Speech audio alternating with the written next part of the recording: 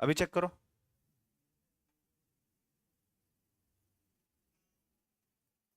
Yes, नहीं, रुको रुको, चालू रखो, अभी हुआ है, देखो चालू शायद। हेलो, हेलो, हेलो, ऑनलाइन वाला चेक करो, आवाज आ रही क्या? हुआ चालू ना? चल, guys very good morning, let us start. कल हमने एसएम का चैप्टर नंबर 1 कंप्लीट किया था, आइए क्विकली रिवाइज करते हैं एंड चैप्टर नंबर 2 पे जाता है, ठीक है। चलो, चैप्टर नंबर 1 में हमने देखा था पहले तो स्ट्रैटेजी। स्ट्रैटेजी का डेफिनेशन जिनके सामने बुक नहीं है, सामने स्क्रीन पे देख सकते हो। चलो लेट्स स्टार्ट। स्ट्रैटेजी क्या था? To direct the organisation using our resources in a dynamic environment to meet stake holders expectation and to gain competitive advantage. उसके बाद फीचर्स ऑफ स्ट्रैटेजी में क्या देखा था, क्विकली बोलना। चलो, फोरसाइट, लॉन्ग टर्म डेवलपमेंट, फिर customer and competitors behaviour and road map, यानी कि vision, mission, goals and objectives बना के देगा। फिर कैरेक्टरिस्टिक्स, उसके अंदर में क्या देखा अपन ने, लॉन्ग टर्म है, एडवांटेजेस होता है हमारे लिए। उसके बाद resources bringing major changes in the environment. उसके बाद scope of all the activities covered over here, new opportunities create भी करेगा, उनको कैपिटलाइज करने में हेल्प भी करेगा। एंड लास्टली इसका इंपैक्ट ऑपरेशंस के ऊपर भी रहने वाला है। Advantages, disadvantages. अच्छा, उसके पहले consequences of characteristics of strategy क्या थे? कॉन्सिक्वेंसेस, पहला, it is complex in nature. Second, uncertain situations में प्रिपेयर किया जाता है। थर्ड, इंटीग्रेटेड अप्रोच फॉलो करता है, यानी कि change in organisation will give you change in the environment and change in the environment will give you change in the organisation. उसके बाद एडवांटेज में सबसे पहला, board of directors discharges responsibility. दूसरा, असेसमेंट इज फोर्स्ड, उसके वजह से understanding होगा, अंडरस्टैंडिंग की वजह से हमें प्रोग्रेस मेजर करते आएगा। एंड लास्टली पूरे ऑर्गेनाइजेशन का पर्सपेक्टिव देता है। उसके बाद डिसएडवांटेजेस में क्या देखा था? सबसे पहला, it is expensive. Number 2, future is not predicted. And number 3, long term plan कर रहे हो बट शॉर्ट टर्म बेनिफिट्स देख रहे हो। एंड नंबर 4, फ्लेक्सिबिलिटी कम हो जाती है। टाइप्स के अंदर में क्या देखे हमने? 5 चीजें। पहला, इंटेंडेड स्ट्रेटेजी, दूसरा रियलाइज स्ट्रेटेजी, तीसरा unrealise strategy, impose strategy and emergent strategy. उसके बाद इंपॉर्टेंस ऑफ स्ट्रेटेजिक मैनेजमेंट, उसमें क्या है? डिस्कवर स्वॉट, दूसरा डिस्कवर गोल्स एंड ऑब्जेक्टिव्स, तीसरा provide vision, provide direction, and number 4, implement changes which will help your organization to build and grow. Next, framework क्या है? Google map का एग्जांपल, क्या करेंगे? करंट लोकेशन, उसके बाद करंट सिचुएशन, उसके बाद टारगेट सिचुएशन, रोड मैप, फिर शॉर्टेस्ट एंड बेस्ट रूट, उसके बाद क्या आ जाएगा? एक्शन करना है, इवेल्युएट करना है, कंट्रोल करना है। प्रोसेस के अंदर में 6 स्टेप्स देखे थे अपन ने, कौन से? Identify, define the purpose, environmental analysis, उसके बाद revise the direction or identify whatever direction you have set. Number 4, you have to have options of your strategies, alternatives. Number 5, implement the strategy, and number 6, evaluate and keep on controlling it. उसके बाद vision के अंदर में, vision का definition क्या था? It is statement of the future. क्या ये आपको रोड मैप देगा? यस। क्या ये मैनेजमेंट के बारे में बताएगा? यस। क्या ये कैपेबिलिटीज आपकी कितनी है, आप कौन से पॉलिसीज बना रहे हो, ये सब बताएगा? यस। एलिमेंट्स क्या होते हैं? पहला एलिमेंट, फ्रेम मिशन, दूसरा डिफाइन लॉन्ग टर्म पाथ, तीसरा क्लियरली कम्युनिकेटिंग इट। अगर मैं मिशन की बात करूं तो मिशन में क्या, मिशन आपके कंपनी का इंटेंट स्टेटमेंट है। उसके अलावा it gives you the reasons of for existence of the company और what the company will be providing to the market और society as a whole. It includes definition of products and services, technology used, market served, need of customers and आपके competencies, ठीक है। What is the purpose of having a vision and what are the benefits of having a good vision? तो purpose के अंदर में it gives direction, when to change, creates passionate environment, creativity, उसके बाद promotes entrepreneurship. Benefits के अंदर में a good vision is inspiring, number 2 helps you to jump ahead, number 3 shared sense of purpose, number 4 it gives you a competitive environment, number 5 experimentation का scope देगा, number 6 long term thinking and number 7 integrity. उसके अलावा what is the need of having the vision? उसमें क्या देखे थे? 6 points थे। पहला, यूनानिमिटी ऑफ पर्पस, सबका कॉमन पर्पस आ जाएगा, मोटिवेटिंग है। Then it helps to allocate the resources, focal point, हमारा फोकस किस पर, ये पता चलेगा। Establish organisation climate, helps to formulate objectives and goals. उसके बाद फॉर्मुलेशन, मिशन फॉर्मुलेट करना है तो उसके लिए मुझे क्या क्या चीजें के थ्रू या क्या क्या स्टेजेस है, तो ये लॉन्ग टर्म होता है हमेशा। Existing capabilities, future orientation, not only profit, इसके अलावा वैल्यू पे भी फोकस करेगा। अचीवेबल है या नहीं है ये भी समझना है, मेजरेबल है या नहीं ये भी समझना है, मोटिवेटिंग है या नहीं ये भी समझना है, एंड कस्टमर का इंटरेस्ट समझना है और उसको कम्युनिकेट भी करना है। फिर ऑब्जेक्टिव्स के अंदर में, objectives are framed from vision and mission. Objectives जो ये परफॉर्मेंस टारगेट्स है, बट गोल्स जो ये और ज्यादा स्पेसिफिक है और ज्यादा प्रिसाइज होते हैं। ऑब्जेक्टिव्स के 4 डायमेंशंस थे, they should be timely achievable, they should be specific, they should be focused and they should be measurable, ठीक है। उसके बाद कैरेक्टरिस्टिक्स में कुछ पॉइंट्स थे, बट उसमें से कुछ पॉइंट्स कॉमन थे, कुछ पॉइंट्स डिफरेंट थे, डिफरेंट वाले पॉइंट्स देखेंगे। Measurable, and controllable, time bound, challenging, concrete and specific, framed with constraints, LPP का एग्जांपल देखा था। बाकी कॉमन पॉइंट्स क्या थे? Motivating, relation between organisation and environment, helps achieve mission and basis for decision. ठीक है, आइए उसके बाद स्ट्रेटेजिक लेवल्स के अंदर में 3 लेवल्स देखी थी अपन ने। पहला कॉर्पोरेट लेवल, जहां पे विजन मिशन ड्राफ्ट किया जाएगा। दूसरा बिजनेस लेवल, जो अलग अलग बिजनेस वर्टिकल वाइज होगा, जहां पे आप ऑब्जेक्टिव्स गोल्स डिफाइन करोगे। एंड नंबर 3 फंक्शनल, जहां पे आप इन सभी चीजों को प्रैक्टिकली इंप्लीमेंट करने वाले हैं। ठीक है, इसी के साथ चैप्टर 1 हुआ था खत्म। आइए chapter number 2। Chapter number 2 talks about strategic planning and strategic analysis. ठीक है, एनालिसिस और प्लानिंग के बीच का बेसिक डिफरेंस पहले समझेंगे और फिर हम आगे बढ़ेंगे। ठीक है, प्लानिंग करना मतलब क्या करना exactly? What do you mean by the word planning? दार बंद कराना। हाँ। प्लानिंग का मतलब क्या होता है? प्लान करना यानी कि क्या करना? अपन ने ओएम के अंदर में भी प्लानिंग, सिलेक्शन और ये चीज देखी थी, operations etcetera. What do you mean by the word planning? कहने से प्लान करना मतलब मुझे एक particular sequence of events select करना कि मुझे ये चीज इस चीज की बात करनी है एंड सो फॉर्मेट करना है। ठीक है, एनालिसिस का मतलब क्या होता है? What do you mean by the word analysis? Hmm, जो भी प्लान किया है वो अच्छे से एग्जीक्यूट हुआ या नहीं हुआ, इसको चेक करना। तो वो तो इवैल्यूएशन हो गया ना। एनालिसिस का मतलब क्या है? इवैल्यूएशन का मतलब क्या? जो भी हमने प्लान किया उसको हमने एग्जीक्यूट कर लिया, उसको हमने चेक किया कि वो बराबर से हुआ या नहीं हुआ है। तो जब मैं इवैल्यूएशन बोलता हूं, मॉनिटरिंग बोलता हूं, तो ये चीज आ गई। एनालिसिस मतलब क्या? प्लान को स्टडी करना, या प्लान को एग्जीक्यूट जब किया है, आप जब उसको चेक करते हो तो वो इवैल्यूएशन हो गया। बट उसमें से आप देखो, आप चेक करने के बाद या तो कंक्लूड करोगे आपने जो सोचा था वही कर लिया, या तो आप कंक्लूड करोगे वो नहीं हुआ, अभी कैसे करना है। तो उसके डिटेल में जाना, उसके डायग्नोसिस करना, उसके डेटा के साथ स्टडी करना, वो स्टडी को हम बोलेंगे एनालिसिस करना। ठीक है, सो एनालिसिस मतलब आप जो बोल रहे हो वही है, बट एनालिसिस आता है इवैल्यूएशन के बाद, सॉर्ट ऑफ। ठीक है, यह पैरेलली भी चालू रह सकता है, बट दोनों का मीनिंग अलग अलग है। ठीक है, अब स्ट्रेटेजिक एनालिसिस के अंदर में आपके ये चैप्टर के अंदर में कुछ चीजें दी हुई है। I'll just show you one chart, एक स्मॉल चार्ट अपन ने बनाया था।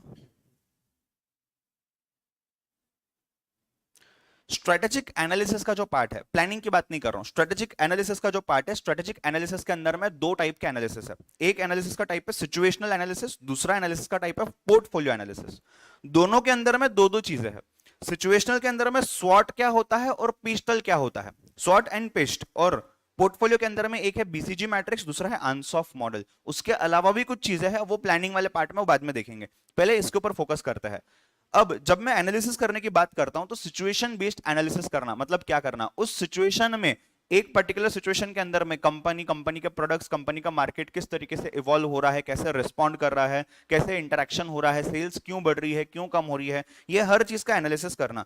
हर चीज यहां पे जो आप एनालिसिस करते हो, कहीं ना कहीं inside the organisation versus outside the organisation जुड़ा हुआ है। And that is the reason आप यहां पे स्वॉट देख पा रहे हो। स्वॉट का फुल फॉर्म क्या है? Strength, weakness, opportunity, threat. Strength और वीकनेस ऑर्गेनाइजेशन के अंदर है, अपॉर्चुनिटी और थ्रेट ऑर्गेनाइजेशन के बाहर है। अगर हम पेस्ट की बात करते हैं तो पेस्ट के अंदर में एक तो होता है पेस्टल मैट्रिक्स या पेस्टल एनालिसिस पूरा। वो पेस्टल PESTLE में से ही लिए गए हैं 4 letter, that is PEST. P is for political, E is for economical, S is for social, T is for technological. इसके अलावा L is for legal and another E is for environmental. तो ये पूरा पेस्टल एनालिसिस भी होता है, वो भी हमारे सिलेबस का पार्ट है, बट सिचुएशनल के अंदर में इन्होंने पेस्ट पे फोकस किया हुआ है। ठीक है, आइए इन चीजों को समझना स्टार्ट करते हैं। इस चैप्टर में जो क्वेश्चंस आते हैं, ये क्वेश्चंस यूजुअली आते हैं आपके मैट्रिक्स, बीसीजी मैट्रिक्स बोलो, पेस्टल एनालिसिस बोलो, स्वॉट एनालिसिस बोलो, उसके ऊपर। ठीक है, आइए पहली चीज, what do you mean bye situational analysis? Business का जो एनवायरमेंट होता है, एनवायरमेंट मतलब क्या? बिजनेस का एनवायरमेंट मतलब क्या?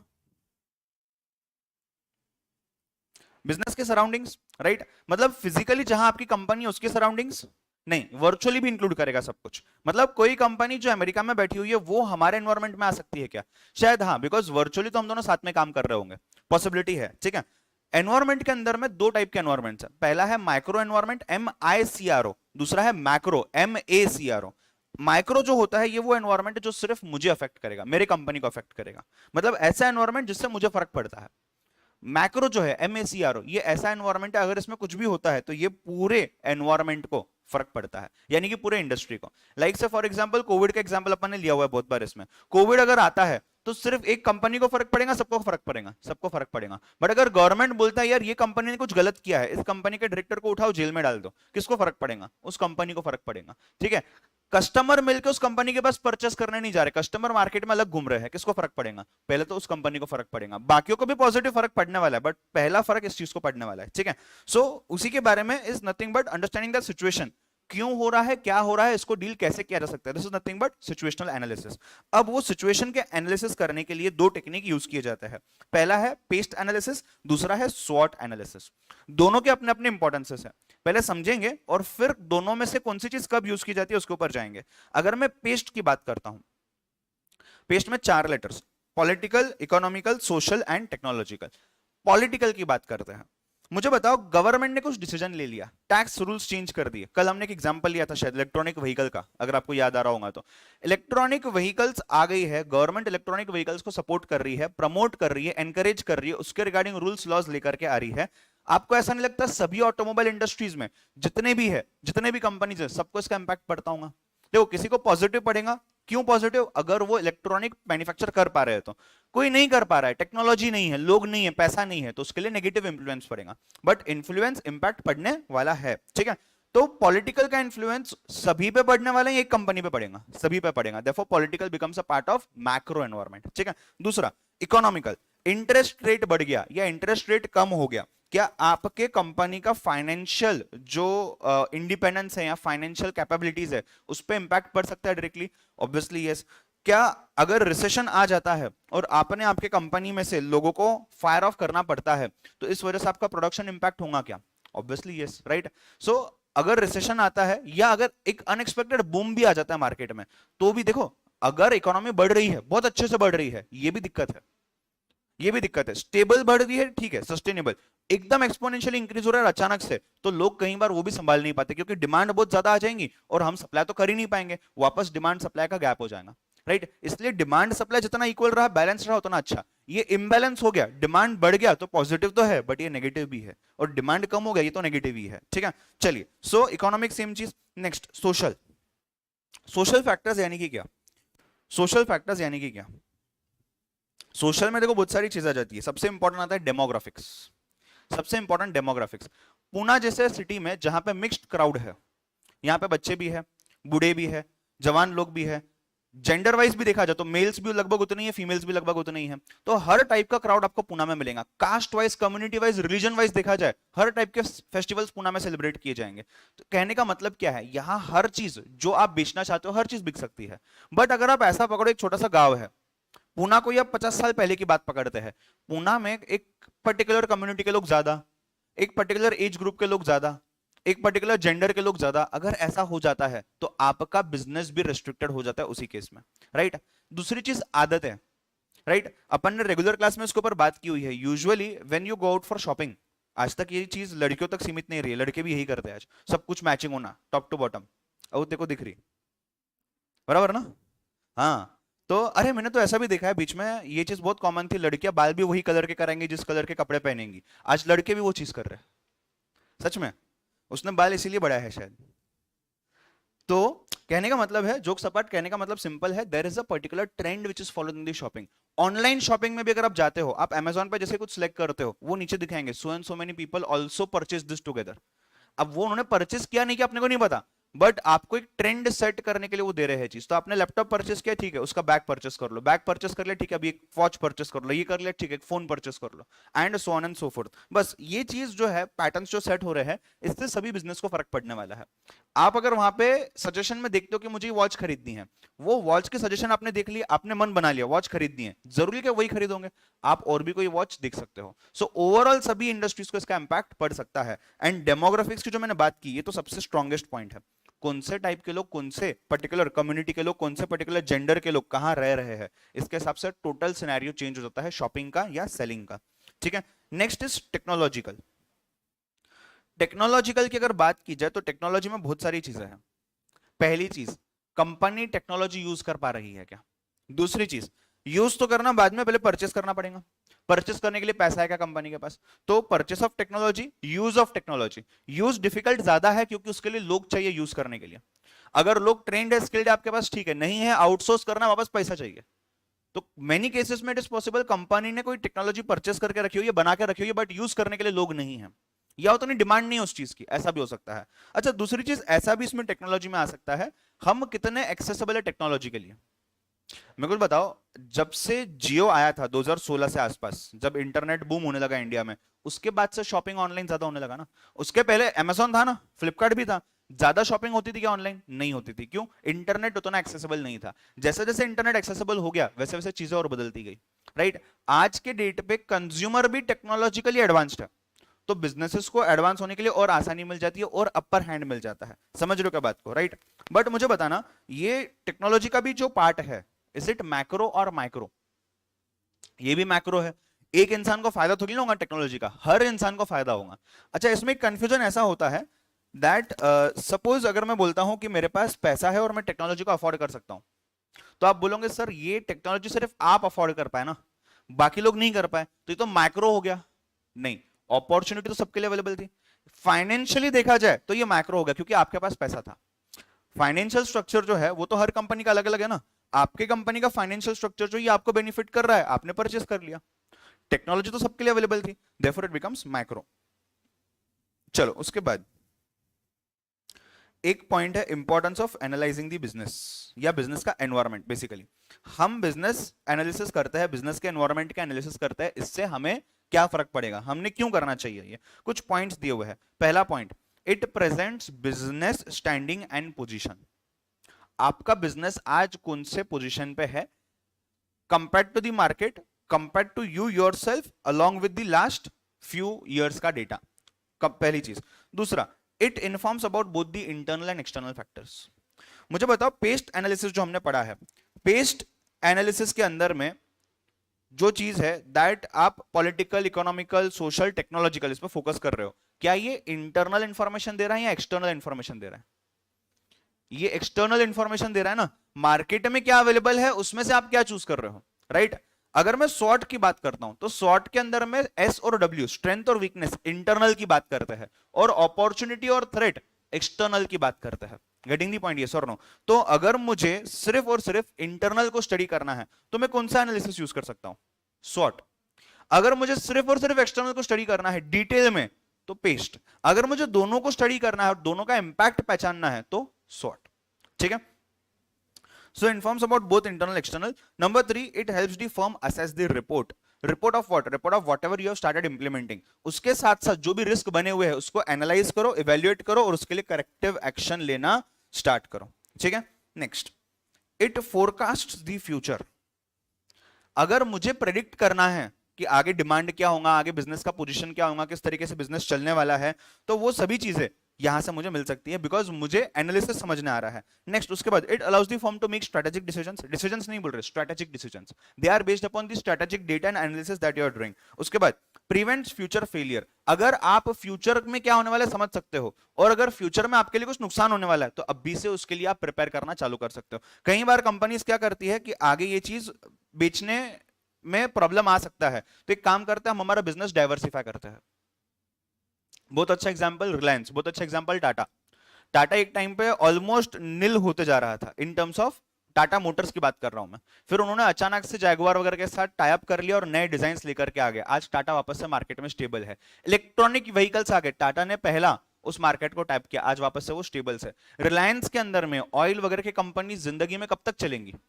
बहुत एक लिमिटेड लेवल तक। तो आज उन्होंने कितना डाइवर्सिफाई कर लिया है। आईटीसी, इंडियन टोबैको कंपनी, नाम में ही टोबैको है, बेचते क्या क्या है आज, बहुत सारी चीजें, राइट। सो ये फ्यूचर को प्रिवेंट, मतलब फ्यूचर फेलियर्स को प्रिवेंट तो कर रहे हैं, बट उसके लिए पहले फ्यूचर को समझना जरूरी है। कैसे समझोगे? एनालिसिस से समझोगे। ठीक है। Next, it provides companies with a reality check.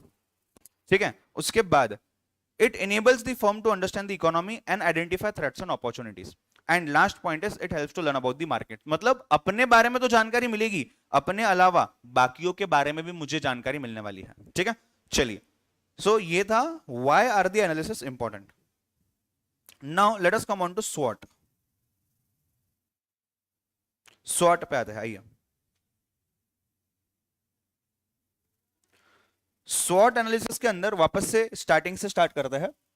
SWOT 4 letters, S strength, W weakness, O opportunity, T threat।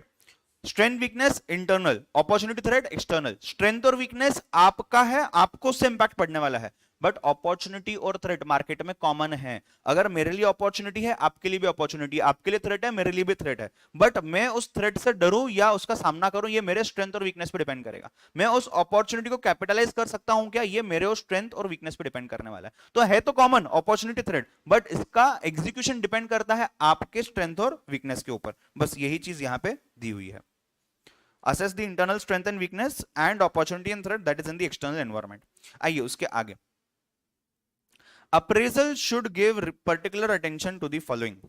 appraisal मतलब आपने एनालिसिस जो किए हैं, आपने जो रिसर्च किया है, आपने जो स्टडी की है, ये स्टडी के अंदर कौन से पॉइंटर्स आपने इंक्लूड करने हैं, जिसके बेसिस पे आपके सिचुएशनल एनालिसिस, मतलब क्या सिचुएशनल मतलब दोनों, कौन से सॉर्ट भी और पेस्ट भी, ये दोनों चीजें डिपेंड कर सकती है। सब पहला, अच्छा ये क्वेश्चन एग्जाम में आता है, इसको चाहिए तो आप साइड में से इंपॉर्टेंट वगैरह मार्क करके रखो, एग्जाम के दिन सुबह देख के जाना। So appraisal should give particular attention to the following. पहली चीज, past accountancy records, compare the ratios. देखो account for the transactions, transactions account करके बैलेंस शीट वगैरह बन गया आपका सब कुछ, रेशियोज बनाओ, हम रेशियोज बनाते हैं financial ratios, right, financial ratios बनाओ, वो रेशियो आप ही का रेशियो आप ही के कंपनी की पिछले साल के डेटा के साथ कंपेयर करो, उसके बाद वही रेशियो आप ही के जैसे दूसरे कंपनीज आपके इंडस्ट्री में उनके साथ कंपेयर करो, और इसी के बेसिस पे आपके एनालिसिस बनते जाएंगे। Next, product position and product market mix. आपका जो प्रोडक्ट है ये तो आपको पता है, वो प्रोडक्ट मार्केट में कितना चल रहा है ये भी आपको पता है, बिकॉज अभी चल रहा है, आगे कितना चलेगा इसको भी समझना है। और अगर आपका प्रोडक्ट आने वाले ग्रोइंग मार्केट में फिट नहीं बैठ रहा है, तो या तो आप मार्केट से निकल जाओ before market pushes you out, और come up with a new product, और come up with a new product. उसके बाद number 3, cash and financial structure. Cash और फाइनेंशियल स्ट्रक्चर से फर्क पड़ता है क्या? हाँ तो ठीक है, क्यों कैसे, क्यों कैसे? अच्छा फाइनेंशियल स्ट्रक्चर मतलब क्या बोलने की कोशिश कर रही है लोग?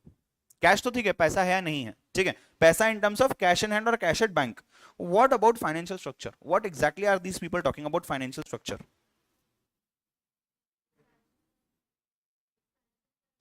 एक्सपेंशन करना है तो कैश लगेगा ना, फाइनेंशियल स्ट्रक्चर क्यों? डेट इक्विटी और, अच्छा डेट इक्विटी से इन्वेस्टमेंट पे फर्क पड़ता है क्या? लोग जो आपके कंपनी में इन्वेस्ट करेंगे, अगर आपका इक्विटी ज्यादा है तो इन्वेस्टमेंट ज्यादा आएंगे, आपका डेट ज्यादा है तो इन्वेस्टमेंट ज्यादा आएंगे। इक्विटी ज्यादा है तो एक बैलेंस्ड डेट इक्विटी स्ट्रक्चर रहा तो सामने वाला कंफर्टेबल फील करता है, उसको एक थोड़ा सा एडवांटेज मिल जाता है कि यार ये कंपनी बैंकरप्ट नहीं होगी इजीली, समय लगेगा बिकॉज इनके पास खुद का पैसा भी लगा हुआ है, एसेट लायबिलिटीज प्रॉपर्ली मेजर किए जाएंगे, ये उस फाइनेंशियल स्ट्रक्चर की बात कर रहे हैं। तो कैश लगेगा एक्सपांशन के पर्पस के लिए, very well, but financial structure overall study करना पड़ेगा, बिकॉज एक्सपांशन करने के लिए जो पैसा आएगा, जो इन्वेस्टमेंट लगेगा, वो कौन से बेसिस पे आने वाला है, वो तो आपके ही फाइनेंशियल स्ट्रक्चर के बेसिस पे आएगा। उसके बाद cost structure of the company, आपके फिक्स्ड कॉस्ट, आपके वेरिएबल कॉस्ट, आपके सेमी वेरिएबल कॉस्ट किस तरह से मूव करते हैं, product wise, range wise, season wise etcetera, everything is to be studied. आपका ब्रेक इवन कब आता है, आपका ब्रेक इवन कितना पहले आएगा, कितना बाद में आएगा, ये सभी चीजें यहां पे देखनी जरूरी है, ठीक है। ऑनलाइन में जो स्टूडेंट्स चैट कर रहे हो फिर मैसेजेस डिलीट कर रहे हो, मैं लाइव चैट ही बंद कर देता हूं इससे अच्छा। चिराग, सुधांशु, भावेश,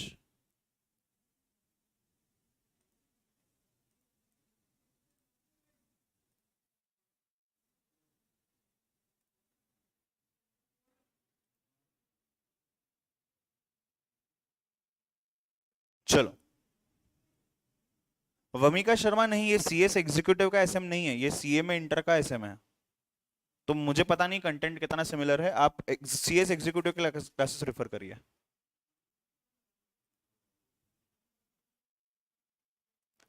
चलो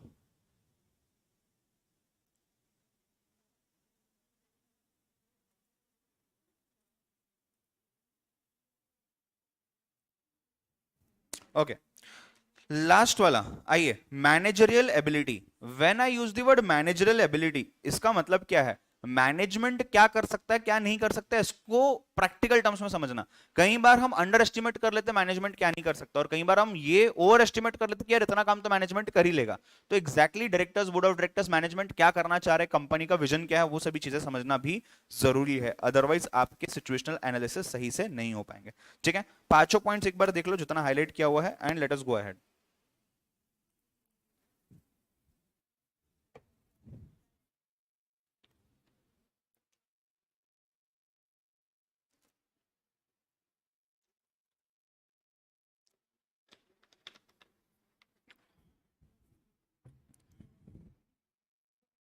चलो लेट्स गो।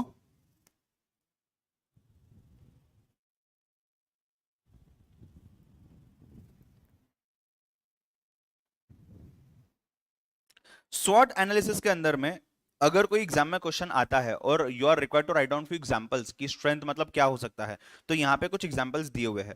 यहाँ पे ऑलमोस्ट 10 to 12 पॉइंट्स दिए हुए हैं चारों चीजों के लिए। आपको पांच पांच भी अच्छे से याद रहे, जो कि आसान है, तो भी एग्जाम पॉइंट ऑफ व्यू से सफिशिएंट है।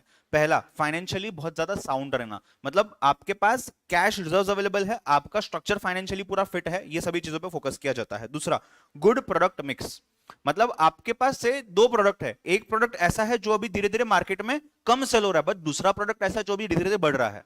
तो अगर मार्केट एक से कम हो रहा है तो दूसरे से बढ़ भी रहा है। फिर जैसे जैसे इसका मार्केट कम होगा, यू में इंट्रोड्यूस थर्ड प्रोडक्ट। अगर ये प्रोडक्ट मिक्स आपका अच्छा चल रहा है तो आपकी कंपनी प्रॉफिटेबल रहेगी। तीसरा, फुल कैपेसिटी यूटिलाइजेशन। देखो, अगर आप कैपेसिटी यूटिलाइज कर रहे हो पूरी की पूरी 100% और उसके बाद आपका डिमांड सेटिस्फाई हो रहा है तो बहुत अच्छी बात है। आपने कैपेसिटी यूटिलाइज कर लिया बट उसके बाद आपको लॉस हो रहा है, इसका मतलब क्या हो गया? मतलब कैपेसिटी यूटिलाइज करने जितनी हिम्मत हम रखते हैं बट डिमांड उतनी आ नहीं रही है, या हमारा प्रोडक्ट मार्केट में उतना प्रेफर नहीं किया जा रहा है, तो ये भी गलत है, राइट? सो वो सभी चीजें यहां से पता चलेंगी। तो अगर आप कैपेसिटी यूटिलाइज कर पा रहे हो, कैपेसिटी तभी यूटिलाइज करोगे जब आप बेच पाओगे ना, राइट? चलो उसके बाद, गुड इंफ्रास्ट्रक्चर, सेफ होना चाहिए, एक्सेट्रा, हमने चैप्टर 2 में पढ़ा हुआ है। Then good industrial relations. कई बार कंपनी का प्रोडक्ट अच्छा होता है बट उसके रिलेशंस दूसरे कंपनीज के साथ, उसके कॉम्पिटिटर्स बोलो या उसके सप्लायर्स बोलो या उसके कस्टमर्स बोलो, इनके साथ अच्छे नहीं होते हैं, जिसके कारण वो सब कंपनीज मिलकर इसको डुबा देती है। ये भी देखने मिलता है आपको। Next, no political interference. ये यूजुअली होता है, सी, नो पॉलिटिकल इंटरफेरेंस जो है,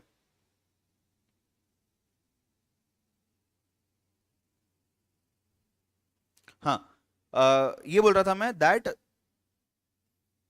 पॉलिटिकल इंटरफेरेंस जो होता है, अगर पॉलिटिकल इंटरफेरेंस हो रहा है और पॉजिटिव भी हो रहा है भले या नेगेटिव भी हो रहा है, तो दोनों भी हमारे लिए गलती है। पॉलिटिकल इंटरफेरेंस ना हो, this is the best that can happen. Positive हो दूसरी अच्छी बात है, बट ना हो ये सबसे बेस्ट है, राइट? क्यों? Political, see, it is political. आज पॉजिटिव है, कल आपने उनकी बात नहीं मानी, वो नेगेटिव टर्न आउट हो जाएगा, ठीक है? चलो उसके बाद नंबर 7, कंसिस्टेंट रिकॉर्ड्स। आपका जो परफॉर्मेंस है, अगर आप एक दिन का परफॉर्मेंस दूसरे दिन के साथ कंपेयर कर रहे हो तो पॉसिबिलिटी आपको फ्लक्चुएशंस दिखाई देंगे, बट आज का परफॉर्मेंस, ये पूरे साल का परफॉर्मेंस अगले पूरे साल के परफॉर्मेंस के साथ कंपेयर किया, वहां अगर कंसिस्टेंसी दिखती है, इसका मतलब आप अगर कहीं ना कहीं नीचे भी जा रहे हो तो आप ऊपर आने की कैपेसिटी भी रख रहे हो। सो हमें ओवरऑल एक फ्रेम में चेक करना है। Next, good raw material based. Good raw material base क्या है? गुड रॉ मटेरियल बेस में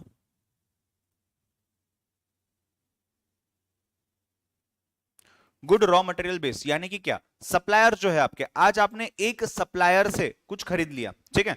कल वो सप्लायर एकदम फुल हवे में बोलेगा, नहीं मेरे को 100 रुपए चाहिए तो ही मैं बेचूंगा, मेरे को 1000 रुपए चाहिए तो ही मैं बेचूंगा। अब मुझे बताओ, उसको पैसा देना नहीं देना ठीक है, आपका प्रोडक्शन तो रुक गया ना उस चक्कर में, तो आपके पास ऑल्टरनेटिव लोग रेडी होने चाहिए। अगर आपके पास ऑल्टरनेटिव लोग रेडी नहीं है तो भी दिक्कत है, ठीक है? चलिए उसके बाद, incentives from the state government और from the central government, but subsidies incentives usually state government से आते हैं, तो वो एक पार्ट हो गया। गवर्नमेंट डिपार्टमेंट के साथ अच्छा रिलेशन, जिससे दो फायदे होते हैं, पहला इंटरफेरेंस कम हो जाएगा, दूसरा आपको गवर्नमेंट टेंडर्स भी मिल सकते हैं, and lastly technologically rich with expertise. अगर ये सभी चीजें है तो ये सभी चीजें आपके कॉर्पोरेट स्ट्रेंथ में गिने जा रहे हैं, ठीक है? चलिए उसके बाद कॉर्पोरेट वीकनेस। उसके बाद कॉर्पोरेट वीकनेस, लेट्स अंडरस्टैंड। देखो, जो जो चीजें स्ट्रेंथ में थी ना, उसकी सभी चीजें ऑपोजिट जो है वो है यहाँ पे वीकनेस में। तो वहां फुल यूटिलाइजेशन ऑफ कैपेसिटी था, यहाँ अंडर यूटिलाइजेशन ऑफ कैपेसिटी है। वहां गुड फाइनेंशियल स्ट्रक्चर था, यहाँ पे हाई डेट बर्डन है। वहां पे गुड प्रोडक्ट मिक्स था, यहाँ पे पुअर प्रोडक्ट मिक्स है। वहां पे गुड मैनेजरल स्ट्रेंथ थी, यहाँ पे लैक ऑफ मैनेजरल स्ट्रेंथ है। कंपनी बहुत अच्छे से काम कर रही है, सब कुछ सही चल रहा है, बट एक इंसान है जो सीईओ है, उसकी को काम करने नहीं आता, तो वो सीईओ पूरी कंपनी को ले डूब सकता है। इंडस्ट्री में बाकी लोगों के साथ अच्छा रिलेशन एडवांटेज है, इंडस्ट्रियल अनरेस्ट, आपका रिलेशन अच्छा नहीं है, आपकी वजह से या और किसी की वजह से गड़बड़ हो रही है तो भी लफड़ा है पूरा। टेक्नोलॉजिकली रिच हो, अच्छी बात है, नहीं हो, टेक्नोलॉजी के गैप है, बुरी बात है। गुड इंफ्रास्ट्रक्चर था ऊपर, which is an advantage, strength. Poor infrastructure, disadvantage. Raw material source at a distance, raw material के रिगार्डिंग सप्लायर का बेस अच्छा होना एडवांटेज था। यहां पे दिक्कत क्या हो रही है? At a distance. At a distance का मतलब ज्योग्राफिकल भी हो सकता है, अदरवाइज भी हो सकता है। Then lack of latest technology, देख लिया अपन ने। कंपटीशन वॉर, कई कंट्रीज में, कई जगह पे इंक्लूडिंग इंडिया, बहुत सारे लोग ऐसे होते हैं जहां पे उनको सिर्फ झगड़ना है, बस झगड़ झगड़ के थोड़ा तू कमा लेगा, थोड़ा मैं कमा लूंगा, खत्म। बहुत कम लोग ऐसे होते हैं जिनको सिर्फ वैल्यू पे फोकस करना और वैल्यू पे फोकस कर करके पैसा कमाना है। तो कंपटीशन वॉर अगर होता है तो ये स्ट्रेंथ नहीं है कि हम कंपटीशन में सबसे आगे है, ये स्ट्रेंथ नहीं है। आज हम आगे हैं, कल और कोई आगे होगा, और जब जो इंसान आगे जाएगा एग्रेसिवली, वो दूसरे को पीछे छोड़ते जाने वाला है, तो वो दिक्कत ही है। And lastly global threats, economic हो गया, recession etcetera, you can say Covid वगैरह हो गया, या कोई नेचुरल कैलामिटी आ गई, अर्थक्वेक्स वगैरह आ गए, तो भी दिक्कत हो सकती है। Next, opportunity. Let's talk about opportunity. Online में जो लोग अटेंड कर रहे हो, यहां तक क्लियर है क्या? पूरी चीजें बताइए पक्का, जल्दी से चैट बॉक्स में। यहां तक चीजें क्लियर है क्या? हमने सिचुएशनल एनालिसिस से स्टार्ट किया, बिजनेस एनवायरनमेंट समझा, हमने पेस्ट देखा है, हमने शॉर्ट ऑलमोस्ट कंप्लीट कर लिया है, और हमने व्हाई इज बिजनेस एनालिसिस और एनवायरमेंटल एनालिसिस इंपॉर्टेंट, ये वाला पॉइंट भी पढ़ा है। फटाफट से यस और नो बताइए, डाउट होगा तो पूछिए, आगे बढ़ते हैं।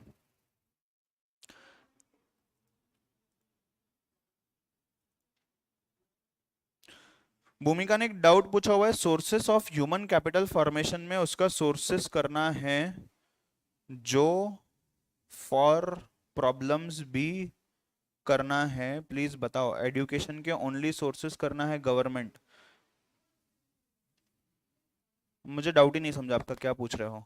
ठीक है, चलो आगे बढ़े। चलिए let's go. Opportunities and threats की बात करता है। अगर मैं अपॉर्चुनिटीज की बात करता हूं, अपॉर्चुनिटीज सिर्फ और सिर्फ एक पर्टिकुलर चीज की वजह से नहीं आ सकती है, there can be n number of चीज। लाइक पहला वाला सीजनल, सीजन चेंज, आपका डिमांड प्रोडक्ट का बढ़ भी सकता है, कम भी हो सकता है। बट अगर रेनी सीजन आ रही है, से साल में 9 मंथ्स रेनी सीजन चल रहा है, तो सभी अम्ब्रेला मैन्युफैक्चरर्स, रेनकोट मैन्युफैक्चरर्स को फायदा होगा ना, अपने को तो नहीं होगा सिर्फ, राइट। उसके बाद एक्सपोर्ट अपॉर्चुनिटीज। 1991 में जब एलपीजी आ गया इंडिया में, लिबरलाइजेशन, प्राइवेटाइजेशन, ग्लोबलाइजेशन, तो ग्लोबलाइजेशन की वजह से इंपोर्ट एक्सपोर्ट आसान हो गया। सिर्फ एक कंपनी के लिए हुआ या इंडिया में जितने भी कॉर्पोरेट है सबके लिए हुआ, सबके लिए हो गया। तो यहाँ पे कहने का मतलब क्या आ जाता है, आपके लिए पूरा मार्केट हो जाता है ओपन, और आप में से जिसके पास स्ट्रेंथ है, ज्यादा कैपेसिटी, ज्यादा डिमांड अटैच करने की, तो you can do that, right. चलिए उसके बाद rural markets to explore. Export करने के साथ साथ हम इंडिया में आज रूरल एरियाज को भी टैप कर सकते हैं, जो पहले नहीं कर पा रहे थे। पहले एक डिफरेंस हुआ करता था, गांव में ये चीज मिलेंगी, शहर में ये चीज नहीं मिलेंगी, शहरों में ये चीज मिलेंगी, गांव में ये चीज नहीं मिलेंगी। आज ये गैप कम हो चुका है। आज ऐसा जरूर हो सकता है कि से अ सर्टेन विलेज, 10-15 विलेजेस है जहां पे एक चीज नहीं चलती है, बट नहीं मिलेंगी ऐसा नहीं होगा, थोड़े क्वांटिटी में तो भी अवेलेबल होंगी। आपकी डिमांड बढ़ेगी, वो क्वांटिटी बढ़ाएंगे। पहले क्या होता था, चीजें ही नहीं मिलती थी, right. Next, to explore markets and undeveloped, under developed. मतलब देखो ना, अपॉर्चुनिटी के केस में रूरल आ गया, एक्सपोर्ट इंपोर्ट आ गया, अनडेवलप्ड अंडर डेवलप्ड आ गया, सीजनल चीजें भी आ गई। उसके अलावा to avail incentives declared by the central and state governments. Recently US के गवर्नमेंट ने बहुत बड़ा क्रेडिट अनाउंस किया है उन लोगों के लिए जो लोग कार्बन रिलीज जो चीजें करती है उसको प्रोड्यूस नहीं करेंगे। तो मतलब सपोज आप एक कंपनी हो, जो कंपनी कंसल्टेंसी सर्विस दे रही है, सर्विसेज का बेस है आपका, आप मैन्युफैक्चर कुछ नहीं कर रहे हो, आप भी इस पर्टिकुलर अपॉर्चुनिटी का फायदा उठा सकते हो। कैसे? You start manufacturing something small, और वो मैन्युफैक्चर में से आप एनवायरमेंट कैसे सेव होता है इसको प्रूव करिए, आपको यूएस का गवर्नमेंट क्रेडिट देगा उसके लिए। वो क्रेडिट आप मार्केट में बेच सकते हो दूसरे लोगों को, और उससे भी पैसा कमा सकते हो। धीरे धीरे ये चीज इंडिया में भी आएंगी। तो क्लाइमेट चेंज की वजह से ये इंसेंटिव्स जो है ये भी आ रहे हैं। उसके बाद डाइवर्सिफिकेशन अपॉर्चुनिटीज। डाइवर्सिफाई करना मतलब क्या करना, पढ़ा अपन ने ओएम में। डाइवर्सिफाई करना मतलब क्या करना, अपना रिस्क रिड्यूस करने के लिए अलग अलग चीजों में हम इन्वेस्टमेंट कर रहे हैं, ठीक है। यहां पे शॉर्ट के अंदर में how come diversification becomes an opportunity, how come diversification becomes an opportunity. उसी को लिंक करते हुए मर्जर्स एक्विजिशन भी है। अगर आप खुद से नहीं बेच पा रहे हो प्रोडक्ट को, आप किसी के साथ टाई अप कर लीजिए, सिनर्जाइज कर लीजिए, दो कंपनीज मिलकर एक कंपनी बन जाइए, आपका क्या बोलते हैं स्ट्रेंथ भी बढ़ जाएगा, दोनों का मिला के आपका पैसा भी बढ़ जाएगा, आपका एक्सपर्टीज भी बढ़ जाएगा, और अभी बेच करके देखिए, are you able to sell. तो एक चीज हो गई। दूसरा डाइवर्सिफिकेशन, आईटीसी का एग्जांपल, एक चीज नहीं बेच पा रहे, ठीक है, इसका मतलब हम खराब है कि ऐसा नहीं है, दूसरी चीज बेच के देखते हैं, शायद वहां मार्केट टैप हो जाए। बट ये हर बार दूसरी चीज बेचना कोई एक कंपनी करेंगे क्या? नहीं, ये 100 कंपनी कर सकती है। हम ऐसा भी सोच सकते हैं कि अरे वो आईटीसी ने ये प्रोडक्ट बेच के दिखाया, एक काम करते हैं अपन टाटा में भी ये प्रोडक्ट बेच के दिखाते हैं, शायद प्रोडक्ट का डिमांड ज्यादा है, ठीक है। चलिए next, good home market available due to boost in economy. अच्छा मुझे बताइए, जब मैं इकोनॉमी बूस्ट बोलता हूं, क्या यहां पे ये इस चीज को भी इंडिकेट करते हैं दैट इंडिया में लोगों का परचेसिंग पावर बढ़ गया है, राइट? मुझे बताओ, इससे पहले अगर हम बात करते pre independence in India, purchasing power of people was restricted to the amount they were earning. आज आप अगर प्रैक्टिकली देखोगे, एक इंसान पहले जो 8 घंटे भी नहीं काम करता था, आज एक इंसान एवरेजली 12 से 16 घंटे अगर दिन में काम कर रहा है, he is earning a good amount of money. No doubt अपना इन्फ्लेशन भी बढ़ रहा है अकॉर्डिंगली, बट एटलीस्ट वो बहुत सारी चीजें परचेस कर सकता है। At the same time policies, car खरीदना बहुत बड़ी बात होती थी एक जमाने में। आज अगर आप देखोगे, एक इंसान जो बैंकरप्ट है, जो पैसा भी नहीं कमा रहा, एक स्टूडेंट भी कार खरीद पा रहा है अगर उसको थोड़ा बहुत सोर्स ऑफ इनकम है तो। क्यों? EMIs are available, right? पहले एक बड़ा फोन, लाख रुपए का फोन कितनी बड़ी बात होती थी। आज अगर आप देखोगे तो बच्चों बच्चों के पास लाख रुपए का आईफोन है, ठीक है। अच्छा, कई जगह पे माँ बाप नहीं खरीद के दे रहे, वो खुद पॉकेट मनी सेव किया, ये किया, ईएमआई भरा, ये सब वो खुद कर रहे हैं। हालांकि legal age is 18 for taking a loan, but loan companies are giving loans to those people और 16। ये चल रहा है आज।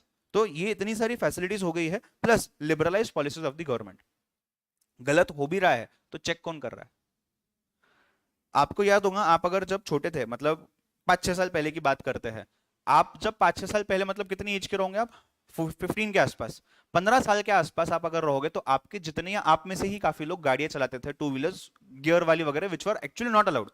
उसका एज 18 के ऊपर है, मोपेड्स का भी एज 16 के ऊपर है। आज आप देखोगे, अगर 10-12 साल के लड़के गाड़ियां चलाते मस्त पुणे के रास्ते पे, सिग्नल नाम का कंसेप्ट पता नहीं, सामने से गए, किसी ने ठोक दिया। कल यहाँ ये इसी रोड पे एक्सीडेंट हुआ था, कल 8 या 9 साल का लड़का था ही कितना वो, उसकी हाइट अच्छी थी, उसके पैर जा रहे थे, उसने गाड़ी चलाई, on the spot he died, on the spot. तो सोचो ना, पॉलिसीज क्या है, लिबरलाइज, कुछ भी हो रहा, कोई चेक नहीं कर रहा, कुछ नहीं कर रहा। अच्छा, कैमरा स्कैन करेंगे कि एज कितना है? नहीं, कैमरा क्या स्कैन करेगा? अरे नंबर लगा हुआ है, गाड़ी ने सिग्नल क्रॉस कर लिया, फाइन लगा दो, खत्म। यूएस में अगर आप देखोगे, ऑस्ट्रेलिया में भी शायद इंप्लीमेंट हो चुका है, जहां पे फेस रीड होता है कैमरा में से, और वो पूरा ट्रेस किया जाता है कि इसके पास लाइसेंस है क्या, कौन से नाम से है, क्या है, पूरे डेटाबेस में से। और अगर मल्टीपल स्कैम किए तुम लोगों ने, गाड़ी नहीं, हाँ इंसान ने, तो उसके बाद फिर तुम्हारा लाइसेंस सस्पेंड किया जाएगा, एक्सेट्रा। अपने यहाँ पे एक्सप्रेसवे पे एक रूल है, अगर आपने कभी मुंबई पुणे एक्सप्रेसवे से ट्रैवल किया होगा, वहां पे रूल ऐसा है कि 3 बार आपने 1 महीने के अंदर अगर स्पीड बढ़ाई आपकी, 3 बार कंटिन्यूस फाइन लगा दिया, तो आपका लाइसेंस सस्पेंड हो जाएगा। मैंने 3 बार से बहुत ज्यादा बार स्पीड बढ़ाई है वहां पे, मेरा लाइसेंस आज तक सस्पेंड नहीं हुआ। तो गलत है ना? अगर सस्पेंड होता तो मैं तो गाड़ी नहीं चला पाता, मेरे से 10 लोग नहीं चलाते डर के, बट मेरा ही लाइसेंस सस्पेंड है, तो मैं क्या बोलूंगा? अरे चलाओ बिंदास। समझ रहे हो तुम फर्क, राइट? तो लॉ है, but it is very liberalised. And reason क्या है इसके पीछे की? बहुत कॉमन रीजन है, there are some corporate people who wish to take benefits out of it, that's it, nothing else. आइए लास्ट पॉइंट पे आता है, थ्रेट्स पे। ध्यान देना, थ्रेट के अंदर में ग्लोबलाइजेशन अगर हम बोलते हैं फायदा है, हमारे लिए मार्केट ओपन हो चुका है, तो ये एक थ्रेट भी है। क्यों? आप अगर यूएस में बेच सकते हो, तो यूएस वाला भी तो इंडिया में बेच पा रहा है। पहले दोनों बंद थे ना, अभी तो दोनों चालू है। कंपटीशन, प्राइस कटिंग वॉर, वो कंपटीशन का ही पार्ट हो गया। फ्री इंपोर्ट्स, इंडिया में आज भी अगर आप मास्क इंपोर्ट करने जाओ तो आपको 0 टैक्स भरना पड़ता है। आप मोबाइल इंपोर्ट करने जाओ, आपको 18% टैक्स भरना पड़ता है। इसका मतलब क्या है? आप तो बोलोगे नेसेसिटी है मास्क, नेसेसिटी 2 साल तक था, आज नेसेसिटी नहीं है, आज उसके ऊपर टैक्स लगाओ ना, नहीं लगाया है टैक्स, तो इसको कुछ लोग एक्सप्लॉइट करेंगे क्या? Obviously yes. Next, political instability. कोई एग्जांपल इसका? पॉलिटिकल इनस्टेबिलिटी, इंडिया में अगर ऐसा समझो कि हंग असेंबली हो गई, हंग गवर्नमेंट हो गई, मतलब क्या? एकदम क्या बोलते हैं, कट टू कट हाउस भरा हुआ है, 2-3 एमपीज एमएलए ने भी अपना साइड चेंज कर दिया, तो स्टेट गवर्नमेंट या सेंट्रल गवर्नमेंट हिल जाएगा, ठीक है। अगर ऐसा कुछ होता है तो इस वजह से वहां के जो लोकल लोग हैं, उस कंट्री के, उस स्टेट के, इनको अननेसेसरी लॉसेस होते हैं। अगर इन्होंने कोई एक पर्टिकुलर बिजनेस अप्रूवल के लिए फाइल दी है गवर्नमेंट में, वो फाइल तो गवर्नमेंट तो बिजी है ना, वो तो बिजी है वहां पे अपने गवर्नमेंट को स्टेबलाइज करने में, तो ये सभी चीजें साइडलाइन हो जाती है। प्लस आइडियोलॉजी, बीजेपी एक अलग चीज को सपोर्ट करेंगे, कांग्रेस एक अलग चीज को सपोर्ट करेंगे, आम आदमी पार्टी एक अलग चीज को सपोर्ट करेंगे, ठीक है। नेक्स्ट, उसके बाद high and adverse debt equity ratio. ये स्ट्रेंथ और वीकनेस कैसा हुआ अपन ने देखा, ये थ्रेट कैसा होता है? High debt equity ratio. आपके इंडस्ट्री में, ऑटोमोबाइल्स में से आपकी कंपनी का बहुत ज्यादा हाई डेट इक्विटी रेशियो है, बाकी लोग आपके कंपनी में तो प्रेफर नहीं करेंगे, बट आपके कंपनी का डेट इक्विटी रेशियो एडवर्स है, इस वजह से पूरी इंडस्ट्री का नाम खराब हो जाता है, और वो इंडस्ट्री में लोग इन्वेस्ट नहीं करेंगे आके। ये पॉसिबिलिटीज बहुत ज्यादा है, तो दैट बिकम्स अ थ्रेट। मतलब कांड किसी और ने किया, बट पूरी इंडस्ट्री सफर कर रही है। व्हाई? बिकॉज वो इंडस्ट्री का नाम क्या है, इसका डेट इक्विटी रेशियो खराब है, तो शायद बाकियों का भी होगा, बाकी लोग बता नहीं रहे हैं, ठीक है। चलिए, फिर increasing financing cost, loan interest rate वगैरह बढ़ गया, एंड इकोनॉमिक स्लो डाउन। इसी के साथ पहला पार्ट होता है चैप्टर का खत्म, दैट इज सिचुएशनल एनालिसिस का सॉर्ट एंड पेस्ट वाला पार्ट। आइए आगे बढ़ते हैं। यहां तक क्लियर है पक्का? यहां पे जो बैठे हो, यस, ऑनलाइन वालों, लेट्स गो। चलिए, पोर्टफोलियो एनालिसिस की बात करते हैं। When I use the word portfolio, what do you mean by word portfolio? मेरा पोर्टफोलियो क्या है? मेरा पोर्टफोलियो ये मैं ये बेच रहा हूं, ये बेच रहा हूं, ये बेच रहा हूं, ये बेच रहा हूं। तो जो चीजें मैं बेच सकता हूं, जितने मैं बेच सकता हूं, दैट बिकम्स माय पोर्टफोलियो।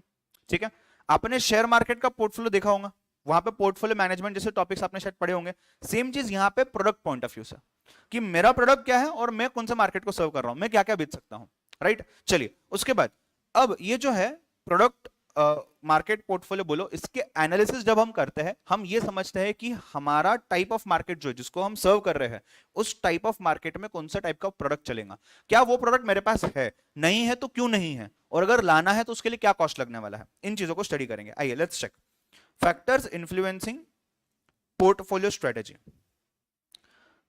आपका विजन है कि आपने बहुत अच्छा एक्सपीरियंस देना लोगों को जो गाड़ी चलाते हैं, four wheelers, cars, even bikes, और आप मैन्युफैक्चर कर रहे हैं कंप्यूटर्स। कुछ तालमेल है, कुछ रिलेशन है, ये सही रहेगा एज अ कंपनी या नहीं? हो सकता है, कैसे? ऑटोमेटिक कार्स जो कंप्यूटर पे चलती हो उसके ऊपर, ठीक है। अगर कनेक्ट किया जाए तो हो सकता है, अगर मैं दोनों चीजों को अलग अलग रखूं, मतलब मेरा विजन क्या है, मुझे कार अच्छी बनानी है, बट मुझे आज लोग ऑर्डर दे रहे कंप्यूटर का, मैं कंप्यूटर प्रोड्यूस करने में बैठ गया। मेरा विजन कुछ अलग है, मैं कर कुछ अलग रहा हूं, और उससे मुझे शॉर्ट टर्म फायदा शायद होगा। अगर लॉन्ग टर्म फायदा करना है तो इसको मुझे लिंक करना पड़ेगा मेरे विजन को। अगर मैं विजन को लिंक नहीं कर पाता हूं, मिशन को लिंक नहीं कर पाता हूं, तो जो भी मैं कर रहा हूं ये मेरा लॉस होने वाला है, एज गुड एज। राइट, तो मेरा सबसे पहला चीज जो है पोर्टफोलियो स्ट्रेटेजी के रिगार्डिंग, वो ये है कि मुझे ये समझना है मेरा विजन क्या है, और मैं जो भी बेचूंगा वो मेरे विजन के अकॉर्डिंगली मुझे बेचना है। ठीक है, अगर विजन चेंज तो जो आप बेच रहे हो वो भी चेंज। राइट, द मोमेंट मैं बोलता हूं मैं सीएमए को नहीं पढ़ाऊंगा, मैं सीएस को नहीं पढ़ाऊंगा, सीए को नहीं पढ़ाऊंगा, मैं 11th-12th को पढ़ाऊंगा, मेरे सब्जेक्ट चेंज हो जाएंगे ना। तो मैं पढ़ा रहा हूं वो भी चेंज है, जो कंटेंट है वो भी चेंज है, मार्केट जो ये भी चेंज है। गेटिंग द पॉइंट, यस और no? Next, value system. Value system, यहां पे एक एग्जांपल भी दिया हुआ है आपको। After the Murugappa group took over the EID Parry, एक बार केस स्टडी का एक क्वेश्चन एसएम का यही पर्टिकुलर ग्रुप के ऊपर दिया हुआ था, आ सकता है वापस से, but they will give you the hint कि किस बारे में। जैसे यहां पे भी दिया हुआ है, liquor business of EID Parry group was sold off as Murugappa group management felt that it was unethical to be in the liquor group business. Example देता हूं इसका, सपोज आईटीसी है, आईटीसी टोबैको बेचता है आज भी, यस। तो टोबैको बेचना मतलब आप हार्मफुल चीजें बेच रहे हो, इन शॉर्ट। ठीक है, आप जो टोबैको बेच रहे हो, सपोज आईटीसी ग्रुप को टाटा ग्रुप ने एक्वायर कर लिया, टाटा ग्रुप बोलेगा ठीक है मैंने आईटीसी को एक्वायर कर लिया बिकॉज पैसा बहुत कमा रहा है और मुझे उनके बिजनेस चाहिए और मैं खरीद सकता हूं आज, ठीक है मुझे फायदा होगा, बट मुझे ना ये टबाको नहीं बेचना है, मेरे को तंबाकू के बिजनेस से बाहर निकलना है। उस बिजनेस को वो बेच सकता है और किसी को उतना निकाल करके। ये जो मुरुगप्पा ग्रुप है वो फाइनेंसेस एक्सेट्रा में यूजुअली डील किया करते थे। ईआईडी पैरी एक फॉरेन कंपनी थी और वो फॉरेन कंपनी उनके कंट्री में आकर के इनके साथ टाई अप करके चीजें बेचना चाह रही थी। इन्होंने क्लियर कट बोल दिया कि हम लिकर नहीं बेचेंगे, उसके अलावा पूरा बिजनेस हम आपका एक्वायर करते हैं, तो या तो आप पूरा बिजनेस हमको दे दीजिए, हम लिकर को अलग से बेच देंगे मार्केट में, हम हमारा बाकी का बिजनेस चलाएंगे, या फिर आप टाई अप करिए, लिकर आप चलिए, हम बाकी का चलाएंगे। एन एग्जांपल कि वैल्यू सिस्टम्स भी हो सकते हैं, प्रिंसिपल्स भी हो सकते हैं। जितना फैमिली बिजनेस टाइप्स बिजनेस होगा, बड़ा एम्पायर, वहां पे ये चीजें ज्यादा आती है, जैसे कि रिलायंस हो गया, टाटा हो गया, etcetera. Future of current business, आप मार्केट में क्या बेच रहे हो ये डिपेंड करता है आप आज जो बेच रहे हो उसका फ्यूचर क्या रहने वाला है। ठीक है, अगर फ्यूचर में कोई कस्टमर टू व्हीलर चलाने ही नहीं चाह रहा है, सबको बस पकड़ के जाना है, साइकिल चलानी है, कार चलानी है, तो टू व्हीलर बनाने वाला बनाएगा क्यों ना। राइट, सो डाइवर्सिफाई करना है। अगेन इसमें देखो आईटीसी का एग्जांपल दिया हुआ है, तो चीजों को डाइवर्सिफाई करते जाना है, बस that's it. Last point, position on the portfolio matrix और पोर्टफोलियो लाइफ साइकिल और प्रोडक्ट लाइफ साइकिल, इसके बारे में हम पढ़ेंगे 5 मिनट के बाद। उसके आगे आइए, गवर्नमेंट पॉलिसी, कॉम्पिटिटिव एनवायरनमेंट। आपको कोई चीज बेचनी है, आप अच्छे से बेचते हो, आपको डिमांड भी मिलता है, आप अभी एंजॉय करो, आप पैसा भी कमा रहे हो, गवर्नमेंट ने बैन कर दी वो चीज, अभी क्या आपको ये पता नहीं होगा शायद, या मैं भी पता होगा, टिकटॉक जब बैन हुआ था इंडिया में लॉकडाउन के समय, ऑलमोस्ट करोड़ों लोगों के प्रोडक्ट्स टिकटॉक के थ्रू बिक रहे थे। उसमें से कुछ कंपनीज ऐसी है जो करोड़ों रुपए कमा रहे थे, with in a span of 5 to 7 months उनका पूरा बिजनेस चला गया, बैंकरप्ट हो गए वो। एक कोई तो लड़की है उसमें से, आई गेस शी इज 18 और 19 years old, वो कोई एजुकेशन प्रोडक्ट बेचने के लिए टिकटॉक वीडियोस बनाती थी, जो कंपनी है वो कंपनी इसके साथ टाइप क्या करती थी, इसने पैसा कमा लिया, वो कंपनी जो वो डूब गई। क्यों? उसके प्रोडक्ट बिक रहे थे सिर्फ टिकटॉक से, इंडिया में टिकटॉक बैन हो गया, वो इंस्टाग्राम यूट्यूब वगैरह पे अपना प्रेजेंस नहीं बना पाए। कहने का मतलब क्या है, गवर्नमेंट पॉलिसी से भी आपके बिजनेस का फ्यूचर डिसाइड किया जा सकता है। So the safer you are is very good, otherwise ये बहुत ज्यादा एग्रेसिव चीजें रह सकती है। सो मतलब अगर मुझे से इंस्टाग्राम पे रील्स बनाने हैं तो मुझे पहले इंस्टाग्राम को स्टडी करना पड़ेगा, क्या इंस्टाग्राम मेरे कंट्री के रूल्स के साथ काम कर रहा है, अगर नहीं कर रहा है तो आज ना कल ये बैन हो जाएगा, तो मैं उस पर इन्वेस्ट ही क्यों करूं। ठीक है, नेक्स्ट, कॉम्पिटिटिव एनवायरमेंट, इससे क्या फर्क पड़ेगा, कॉम्पिटिटिव एनवायरमेंट से मैं क्या प्रोडक्ट बेच रहा हूं उससे क्या फर्क पड़ेगा। अगर आप कोई ऐसा प्रोडक्ट निकालते हो जिसमें आप अकेले ही हो मार्केट में बेचने वाले, तो आपका प्रोडक्ट ज्यादा चलेगा, इसके चांसेस है। अगर आप उस मार्केट में जिसमें हजारों लोग वो प्रोडक्ट को बेच रहे हैं तो मार्केट बढ़ जाएगा, आप कितना भी अच्छा बेचो स्टिल समय लगेगा आपको प्रूव करने के लिए। सो lower the competition may be the greater the rewards, lower the competition ऐसा भी हो सकता है कि रिस्क भी उतना ही है क्योंकि उसमें कोई आया ही नहीं है, बिकॉज वहां पे आने के लायक चीज ही नहीं है, ऐसा भी हो सकता है। ठीक है, चलिए नेक्स्ट, कंपनी के resources includes raw material, includes labour, includes everything that is available. ठीक है, next, supply demand conditions, competitive moves, portfolio strategy of the parent company or business environment, all of those things which are relating to your economics, demand and supply। यहां पे एक point था, आपका position, आपके product का position portfolio के matrix पे। कौन सी मैट्रिक्स? पोर्टफोलियो एनालिसिस के अंदर दो टाइप के मैट्रिक्स या मॉडल्स है जो हम स्टडी करेंगे। पहला है बोस्टन मैट्रिक्स और जिसको हम बीसीजी मैट्रिक्स बोलते हैं। दूसरा जो मैट्रिक्स है, कहां गया दूसरा, ये रहा, आंसॉफ्स मॉडल या आंसॉफ्स मैट्रिक्स। ये दो मैट्रिक्स पे आपके प्रोडक्ट का पोजीशन क्या है ये डिफाइन करेगा आप आपके प्रोडक्ट को कितना आगे लेकर के जा सकते हैं। तो मैं वापस से ये जहां पे स्टार्ट किया था मैंने चैप्टर को आधा पौना घंटा पहले, उसी पे आता हूं। स्ट्रेटेजिक एनालिसिस वाले पार्ट में इस चैप्टर के सिचुएशनल एनालिसिस है जिसको हमने कंप्लीट कर लिया है, जो है स्वॉट और पेस्ट। पोर्टफोलियो एनालिसिस का हमने इंट्रोडक्शन देखा हुआ है, उसके अंदर अभी बीसीजी मैट्रिक्स भी देखेंगे और आंसॉफ मैट्रिक्स भी देखेंगे। आइए let's go to BCG matrix. इसको बोस्टन मैट्रिक्स भी बोलते हैं या बोस्टन मॉडल भी बोलते हैं। अगर मैं बात करता हूं इस वर्ल्ड के कुछ top consultancy and research companies को, उसमें से मैकेंजी एक नाम सुनाऊंगा आपने, हार्वर्ड यूनिवर्सिटी के कुछ एक दो कंपनीज है, and you have Boston consulting group, BCG matrix. ठीक है, बीसीजी ग्रुप ने कुछ स्टडी किया और स्टडी के बेसिस पे एक मैट्रिक्स बनाया, जिस मैट्रिक्स ने फोकस किया है पोर्टफोलियो एनालिसिस के ऊपर। मैट्रिक्स क्या बोलता है, ध्यान देना, मैट्रिक्स कुछ इस तरीके से दिखता है। यहाँ पे चार क्वाड्रेंट्स है, ये आपने बचपन में ज्योमेट्री में पढ़ा होगा, first quadrant, second quadrant, third quadrant, fourth quadrant, ये एक्सिस है यहाँ पे, this is your Y axis, this is your X axis, right. अब यहाँ पे ध्यान देना, नीचे जो दिया हुआ है मार्केट शेयर दिया हुआ है, यहाँ पे ऊपर जो दिया हुआ है ये मार्केट ग्रोथ दिया हुआ है। तो जैसे आप मैट्रिक्स में ऊपर जाओगे आपका मार्केट ग्रो होते जा रहा है, जैसे आप मार्केट एक्स एक्सिस पे राइट हैंड साइड पे जा रहे हो, लेफ्ट हैंड साइड पे घूम रहे हो, आपका मार्केट शेयर होगा। अब एक चीज ये बोलते हैं क्वेश्चन मार्क, दूसरा है स्टार, तीसरा है cash cow and fourth one is dog. What are these four things representing? These are representing your products. ठीक है, आपका प्रोडक्ट अगर क्वेश्चन मार्क से स्टेबलाइज किया जाए या आपका प्रोडक्ट अगर डॉग से कंपेयर किया जाए, करस्पॉन्ड किया जाए, तो आपने क्या चीज किस तरीके से आगे बढ़नी चाहिए। अब देखिए ये जो मैट्रिक्स है, मैट्रिक्स आपको बताएगा आपका प्रोडक्ट डॉग कब है, आपका प्रोडक्ट क्वेश्चन मार्क कब है, इसकी मीनिंग क्या अपन देखेंगे। बट अगर आपका प्रोडक्ट डॉग है तो आपने क्या करना चाहिए, ये मैट्रिक्स नहीं बताता है, ये मैट्रिक्स नहीं बताता है। आइए पहले एक एक करके चीजों को समझते हैं। उससे पहले मुझे ये समझना पड़ेगा मार्केट शेयर का मतलब क्या है, मार्केट ग्रोथ का मतलब क्या है। मार्केट का शेयर मतलब क्या, मेरी कंपनी का शेयर टोटल मार्केट में इंक्रीज हो रहा है डिक्रीज हो रहा है, ये चेक करना। ठीक है, सो मार्केट में 100 लोग हैं, 100 लोगों में से मैं एक इंसान हूं, तो 100 लोग अगर 1000 करोड़ का बिजनेस कर रहा है तो मेरा बिजनेस कितने करोड़ का हो रहा है, ये मेरा शेयर मार्केट में। मार्केट ग्रो हो रहा है मतलब क्या, ओवरऑल जो 100 करोड़ का मार्केट है, 1000 करोड़ का मार्केट है, ये ग्रो हो रहा है, राइट। सो जब ओवरऑल मार्केट ग्रो होता है तब किसी एक इंसान का शेयर बढ़ेगा या सबके शेयर बढ़ सकते हैं, कुछ भी हो सकता है। एक ही इंसान ने ताकत लगाई, मार्केट में अवेयरनेस डाल दिया, मार्केट भी ग्रो हुआ और उसका सेल भी ग्रो हुआ, बाकी के लोग वैसे के वैसे बैठे हुए। या ऐसा भी हो सकता है एक आध इंसान मार्केट से निकल गया, दूसरे का शेयर ग्रो हो गया, मार्केट ग्रोथ तो हुआ ही नहीं, मार्केट ग्रोथ वैसा का वैसा ही है, राइट। सो अलग अलग चीजें पॉसिबल है यहाँ पे, ऐसा जरूरी नहीं कि एक का शेयर बढ़ गया तो ऑब्वियसली सभी का शेयर बढ़ जाएगा, ऐसा जरूरी नहीं है। चलिए पहली चीज आइए समझते हैं, स्टार।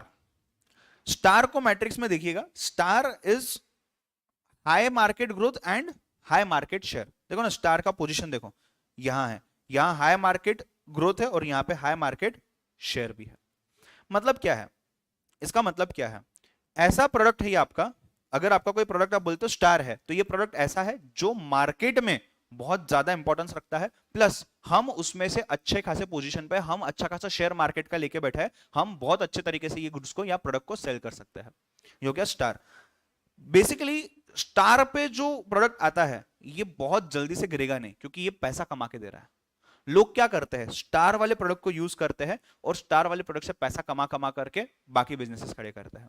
तो स्टार इज एवरग्रीन, सबसे ज्यादा ग्रोइंग है, और जितना भी ग्रो करेगा हमारा शेयर उसमें बहुत ज्यादा है। अगर ऐसा प्रोडक्ट रहा तो उसको हम क्या बोलेंगे, स्टार बोलेंगे। दूसरा देखना, कैश काउस। कैश काउ में अगर आप देखोगे उसका पोजीशन मैट्रिक्स में, तो मार्केट शेयर कहां है, हाई है क्या, बट मार्केट ग्रोथ क्या है, लो है। मतलब कोई ऐसी चीज जो मार्केट में चल नहीं रही है, ज्यादा कम होते जा रही है, बट कम भी हो रही है, तो आपका शेयर कांस्टेंट है, आप ज्यादा बेच पा रहे हो, राइट। सो यहां पे यूजुअली क्या होता है, कैश काउ जो होते हैं इसमें ज्यादा टाइम हमें डालने की जरूरत नहीं पड़ती है। सी, आप ज्यादा समय कौन सी चीज में डालोगे, जिसका मार्केट बढ़ रहा है और जिसमें आपका भी एक्सपर्टीज है, वो हो गया स्टार। ठीक है, तो स्टार बहुत ज्यादा ध्यान, attention in terms of finance, in terms of cost, in terms of efforts, in terms of time, हर चीज एक्सपेक्ट करेगा। कैश काउ में ऐसा नहीं है, कैश काउ को थोड़ा सा ध्यान देते रहो, या ध्यान नहीं भी दिया ना तो भी ग्रो होते रहेगा। क्यों, ओवरऑल मार्केट नीचे आ रहा है, अगर ओवरऑल मार्केट नीचे आ रहा है तो बाकी लोग वैसे भी ध्यान नहीं देंगे, बट आपने पहले बहुत ध्यान दे दिया है। ये प्रोडक्ट आपका एक जमाने में स्टार हुआ करता था, तो उस समय पे आपका ये प्रोडक्ट बहुत ज्यादा चलता था, तो अभी वो चलेगा और चल चल के ऑटोमेटिक बंद हो जाएगा। आप पहले बंद करना चाहो तो ठीक है, बट चलाना है तो चलाना है, तो ज्यादा समय देना नहीं पड़ेगा, बस पैसा निकाल के देगा ये। मतलब ऐसी चीज जिसके ऊपर पहले मेहनत की हुई है और अभी वो रिटर्न्स दे रही है, तो जब तक रिटर्न दे रही है ठीक है, दी मोमेंट लॉस लाना चालू हो जाएगा अपन बंद कर देंगे। ठीक है, आइए number 4, number 3, question mark. Question mark बोलता है, देखो क्वेश्चन मार्क का प्रेजेंस देखो, हाई मार्केट ग्रोथ बट आपका शेयर जो है ये कम है, एंड लिटरली वो क्वेश्चन मार्क है। क्यों क्वेश्चन मार्क है, मार्केट का तो ग्रोथ हो रहा है, आपका शेयर क्यों नहीं बढ़ रहा है। आप बढ़ा सकते हो तो ठीक है, नहीं बढ़ा सकते हो तो इस प्रोडक्ट को बेचना बंद कर दो। यही चीज आती है क्वेश्चन मार्क के अंदर। मतलब आप इस प्रोडक्ट के ऊपर ध्यान दे रहे हो, आप इस प्रोडक्ट को ऊपर लेकर के जाने की कोशिश कर रहे हो, बट फिर भी आपका शेयर बढ़ नहीं रहा है। इसका मतलब मार्केट में स्कोप है क्या, हाँ मार्केट में तो स्कोप है, क्यों, क्योंकि इसका मार्केट ग्रोथ हाई है, मार्केट में स्कोप बढ़ते जा रहा है, बट मैं, मेरी कंपनी, उसको हम ध्यान नहीं दे पा रहे हैं। तो अब क्या करना, अगर आपको लगता है आने वाले फ्यूचर में आप ध्यान दे सकते हो, आप ध्यान देना चाहते हो, आपके पास रिसोर्सेज है और इसको आप कैश का या स्टार में कन्वर्ट कर पाएंगे, तो गो अहेड। अदरवाइज इस प्रोडक्ट को आप बेचना बंद कर दीजिए, प्रोड्यूस करना बंद कर दीजिए। ठीक है, कैश ये जनरेट नहीं करने वाला है। Number 4, dogs. डॉग लो मार्केट ग्रोथ पे है और लो क्या बोलते हैं, शेयर पे भी है। मतलब ये ऐसी चीज हो सकती है जो न्यू है मार्केट में, या ऐसी चीज हो सकती है जो मार्केट में बहुत पुरानी है, हो चुकी है, और अभी आज के डेट पे उसका इतना रिलेवेंस नहीं है, एक जमाने में बहुत चल गई, अभी नहीं चल रही है। तो मुझे बताइए ये पर्टिकुलर केस पे आप पैसा डालना पसंद करोगे क्या? ऑब्वियसली नो, बिकॉज इसका ग्रोथ तो है ही नहीं, आपका भी शेयर नहीं है। तो अगर ये नया प्रोडक्ट है जो पहली बार मार्केट में आया है और आपको लगता है इसमें दम है, ये क्वेश्चन मार्क या कैश काउ या स्टार में कन्वर्ट होगा, तो आप ध्यान दीजिए। But most of the cases में ये सिर्फ और सिर्फ आपका पैसा वेस्ट करते जाएगा, तो इसको ध्यान देना ही नहीं है। इसको you should allow it to die. Allow it to die मतलब इसको धीरे धीरे करके निकाल दो, या इमीडिएटली निकाल दो, रुकना भी नहीं है। एक और वर्ड मैंने हाईलाइट किया, कैश ट्रैप्स। देखो यहाँ पे कैश ट्रैप मतलब क्या, कई बार आपके ऑर्गेनाइजेशन में, आपके बिजनेस में, आपके प्रोडक्ट पोर्टफोलियो में एक ऐसा प्रोडक्ट होता है जो आपको बहुत अच्छा पिक्चर दिखाएगा कि इससे बहुत पैसा आएगा, बहुत पैसा आएगा, और एंड में आपका पूरा पैसा खाकर डूब जाएगा। ऐसे प्रोडक्ट हो सकते हैं डॉग्स। तो question mark, dog, star, cash cow, इसके अलावा भी कुछ वर्ड्स यहां पे यूज किए गए हैं, जैसे कि पहला इन्फेंट। इन्फेंट मतलब क्या, इन्फेंट मतलब बच्चा। आपका प्रोडक्ट जब जस्ट इन्फेंट है, जस्ट प्रोडक्ट पैदा हुआ है, तो उसको थोड़ा सा मार्केट में टेस्ट करना पड़ेगा ना, उसके ऊपर ध्यान देना पड़ेगा। छोटे बच्चे पे ध्यान दिया जाता है, तो छोटे बच्चे को ध्यान दो, नया प्रोडक्ट है, अर्ली स्टेज पे उस पर ध्यान दो, उसको डेवलप करिए, डेवलप करके मार्केट में बेचिए। दूसरा, वार हॉर्सेस।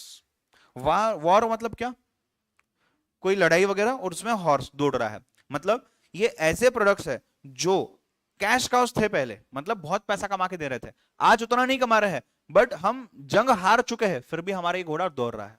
तो जब तक वो दौड़ सकता है, थक नहीं रहा है, तब तक उसको दौड़ने दो। क्यों? बिकॉज ये कुछ मांगेगा नहीं हमसे, बट हमें बदले में पैसा बहुत देके जाएगा। ठीक है, यहां तक चीजें क्लियर है क्या? एक बार वापस से देखेंगे, चलो। एक बार वापस से देखेंगे। बीसीजी मैट्रिक्स के अंदर में हमने चार चीजें देखी है। अच्छा, बीसीजी मैट्रिक्स डिपेंड करता है टू वेरिएबल्स पे। कौन से दो वेरिएबल? मार्केट शेयर और मार्केट ग्रोथ। मार्केट ग्रोथ बढ़ेगा तो मार्केट शेयर बढ़ेगा क्या अपना? जरूरी नहीं है, ठीक है। चलिए, पहला जो था डॉग, डॉग में क्या होता है? मार्केट ग्रोथ कम है, मार्केट शेयर भी कम है, इनको let them die because they can be cash traps. दूसरा क्वेश्चन मार्क, क्वेश्चन मार्क के अंदर में मार्केट ग्रोथ ज्यादा है, मार्केट शेयर कम है, तो आपको क्या करना है? आपको सोच समझ के इन्वेस्ट करना है। अगर आपको लगता है आप इन्वेस्ट करोगे और उसको आप बढ़ा पाओगे तो बढ़ाइए, अगर आपको लगता है नहीं बढ़ा पाओगे तो लेट देम डाई, निकाल दीजिए। तीसरा राइजिंग स्टार या स्टार जो भी, इसमें मार्केट ग्रोथ भी ज्यादा है, मार्केट सेल्स भी ज्यादा है, बट इसको खर्चा लगेगा, पैसा लगेगा, और देना जायज भी है। क्यों? बिकॉज ये आपको रिटर्न्स बना के देगा। बट कैश काउस के अंदर में आपका मार्केट ग्रोथ जो कम होते जा रहा है बट आपका शेयर ज्यादा है, तो आप क्या करोगे? ये अटेंशन नहीं मांग रहा, पैसा कुछ नहीं मांग रहा है, ये सिर्फ पैसा कमा के दे रहा है, तो जब तक कमा के देगा ठीक है, बट जब भी लॉस हो जाएगा या इस वजह से आपका और कोई नुकसान हो रहा है तो आप इसको मरने दीजिए, ठीक है। देखो नीचे एक मैंने साइन भी बनाया है, रादर अर्न, कैश काउस में से अर्न करिए और वो अर्निंग को इन्वेस्ट करिए स्टार में, क्योंकि स्टार आगे बढ़ के आपको पैसा देते जाएगा, ठीक है। मैट्रिक्स को देखिए एक बार। ऑनलाइन वालों कोई डाउट है पूछिए। मैट्रिक्स मिल जाएगा आपको, सेकंड चैप्टर के भी नोट्स मिल जाएंगे पूरे, डोंट वरी।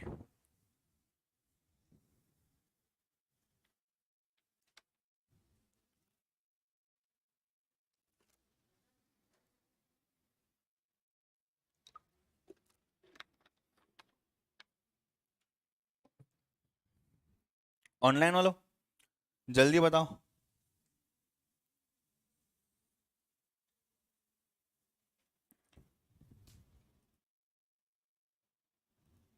चलो, नो डाउट्स।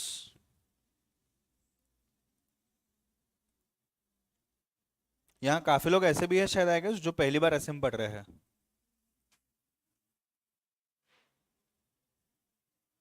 चलो,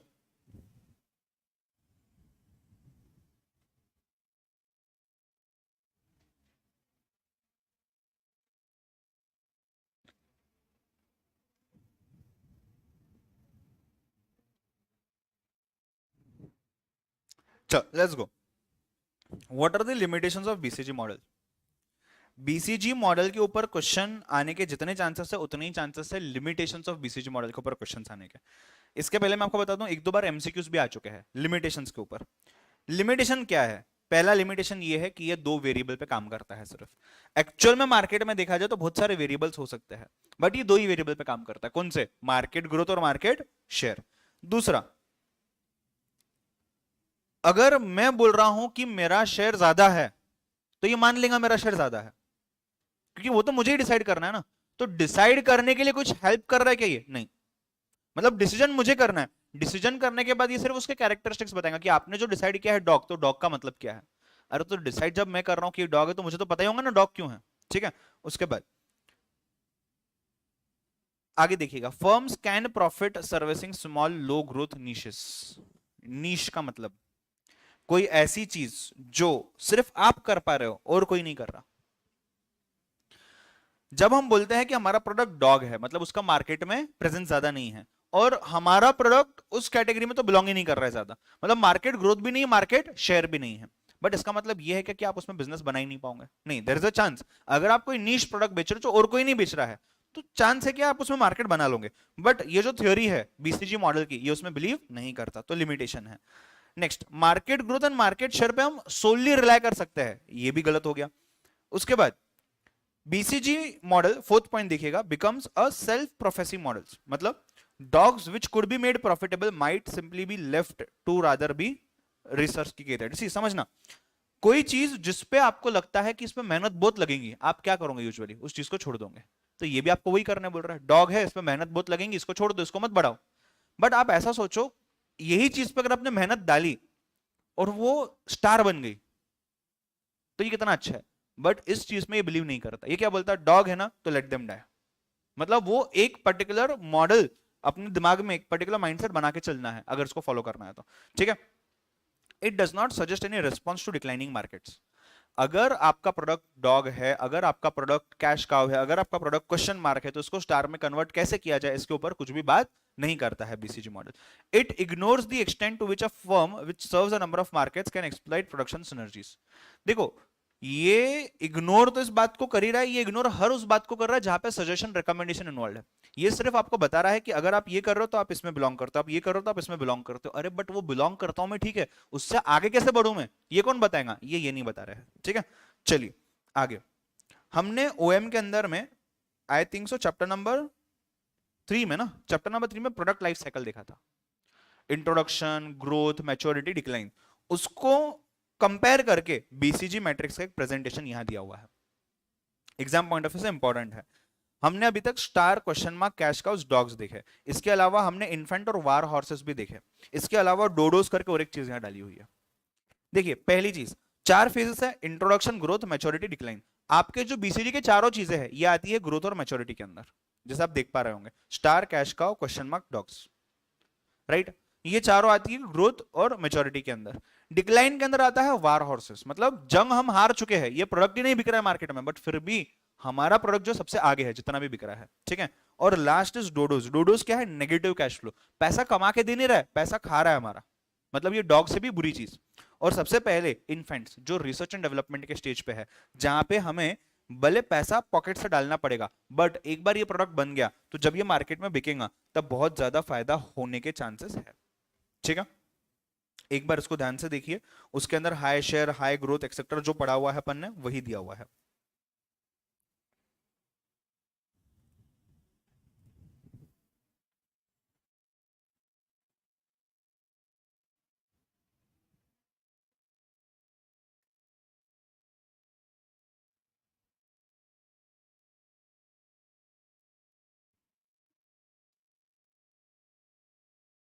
चलो अब देखिए यहां पे जब हम बीसीजी की बात करते हैं, एक लास्ट चीज है, वो है लॉजिकल प्रोग्रेशन ऑफ इन्वेस्टमेंट। आपने पैसा किस में डालना चाहिए और कहां से पैसे को आगे बढ़ाना चाहिए।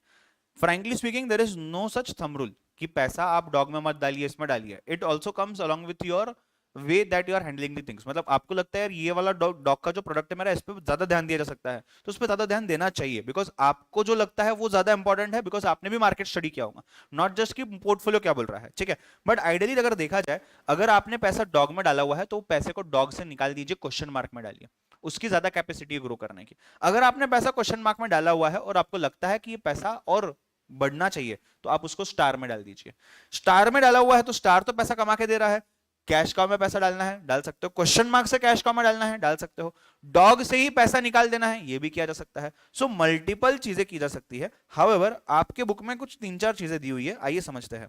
पहला, स्टार जो है, स्टार आपको मार्केट इंक्रीज करने में हेल्प करेगा, तो स्टार में पैसा डालिए। वो पैसा कहां से आएगा, कैश काउ में से आएगा। कैश काउ पैसा दे रहा है ना, हाँ, बट कैश काउ में पैसा डालना चाहिए क्या, नहीं। क्यों, क्योंकि वो तो आज न कल डूब जाएगा। स्टार में पैसा डालना चाहिए, तो ये पहला फ्लो।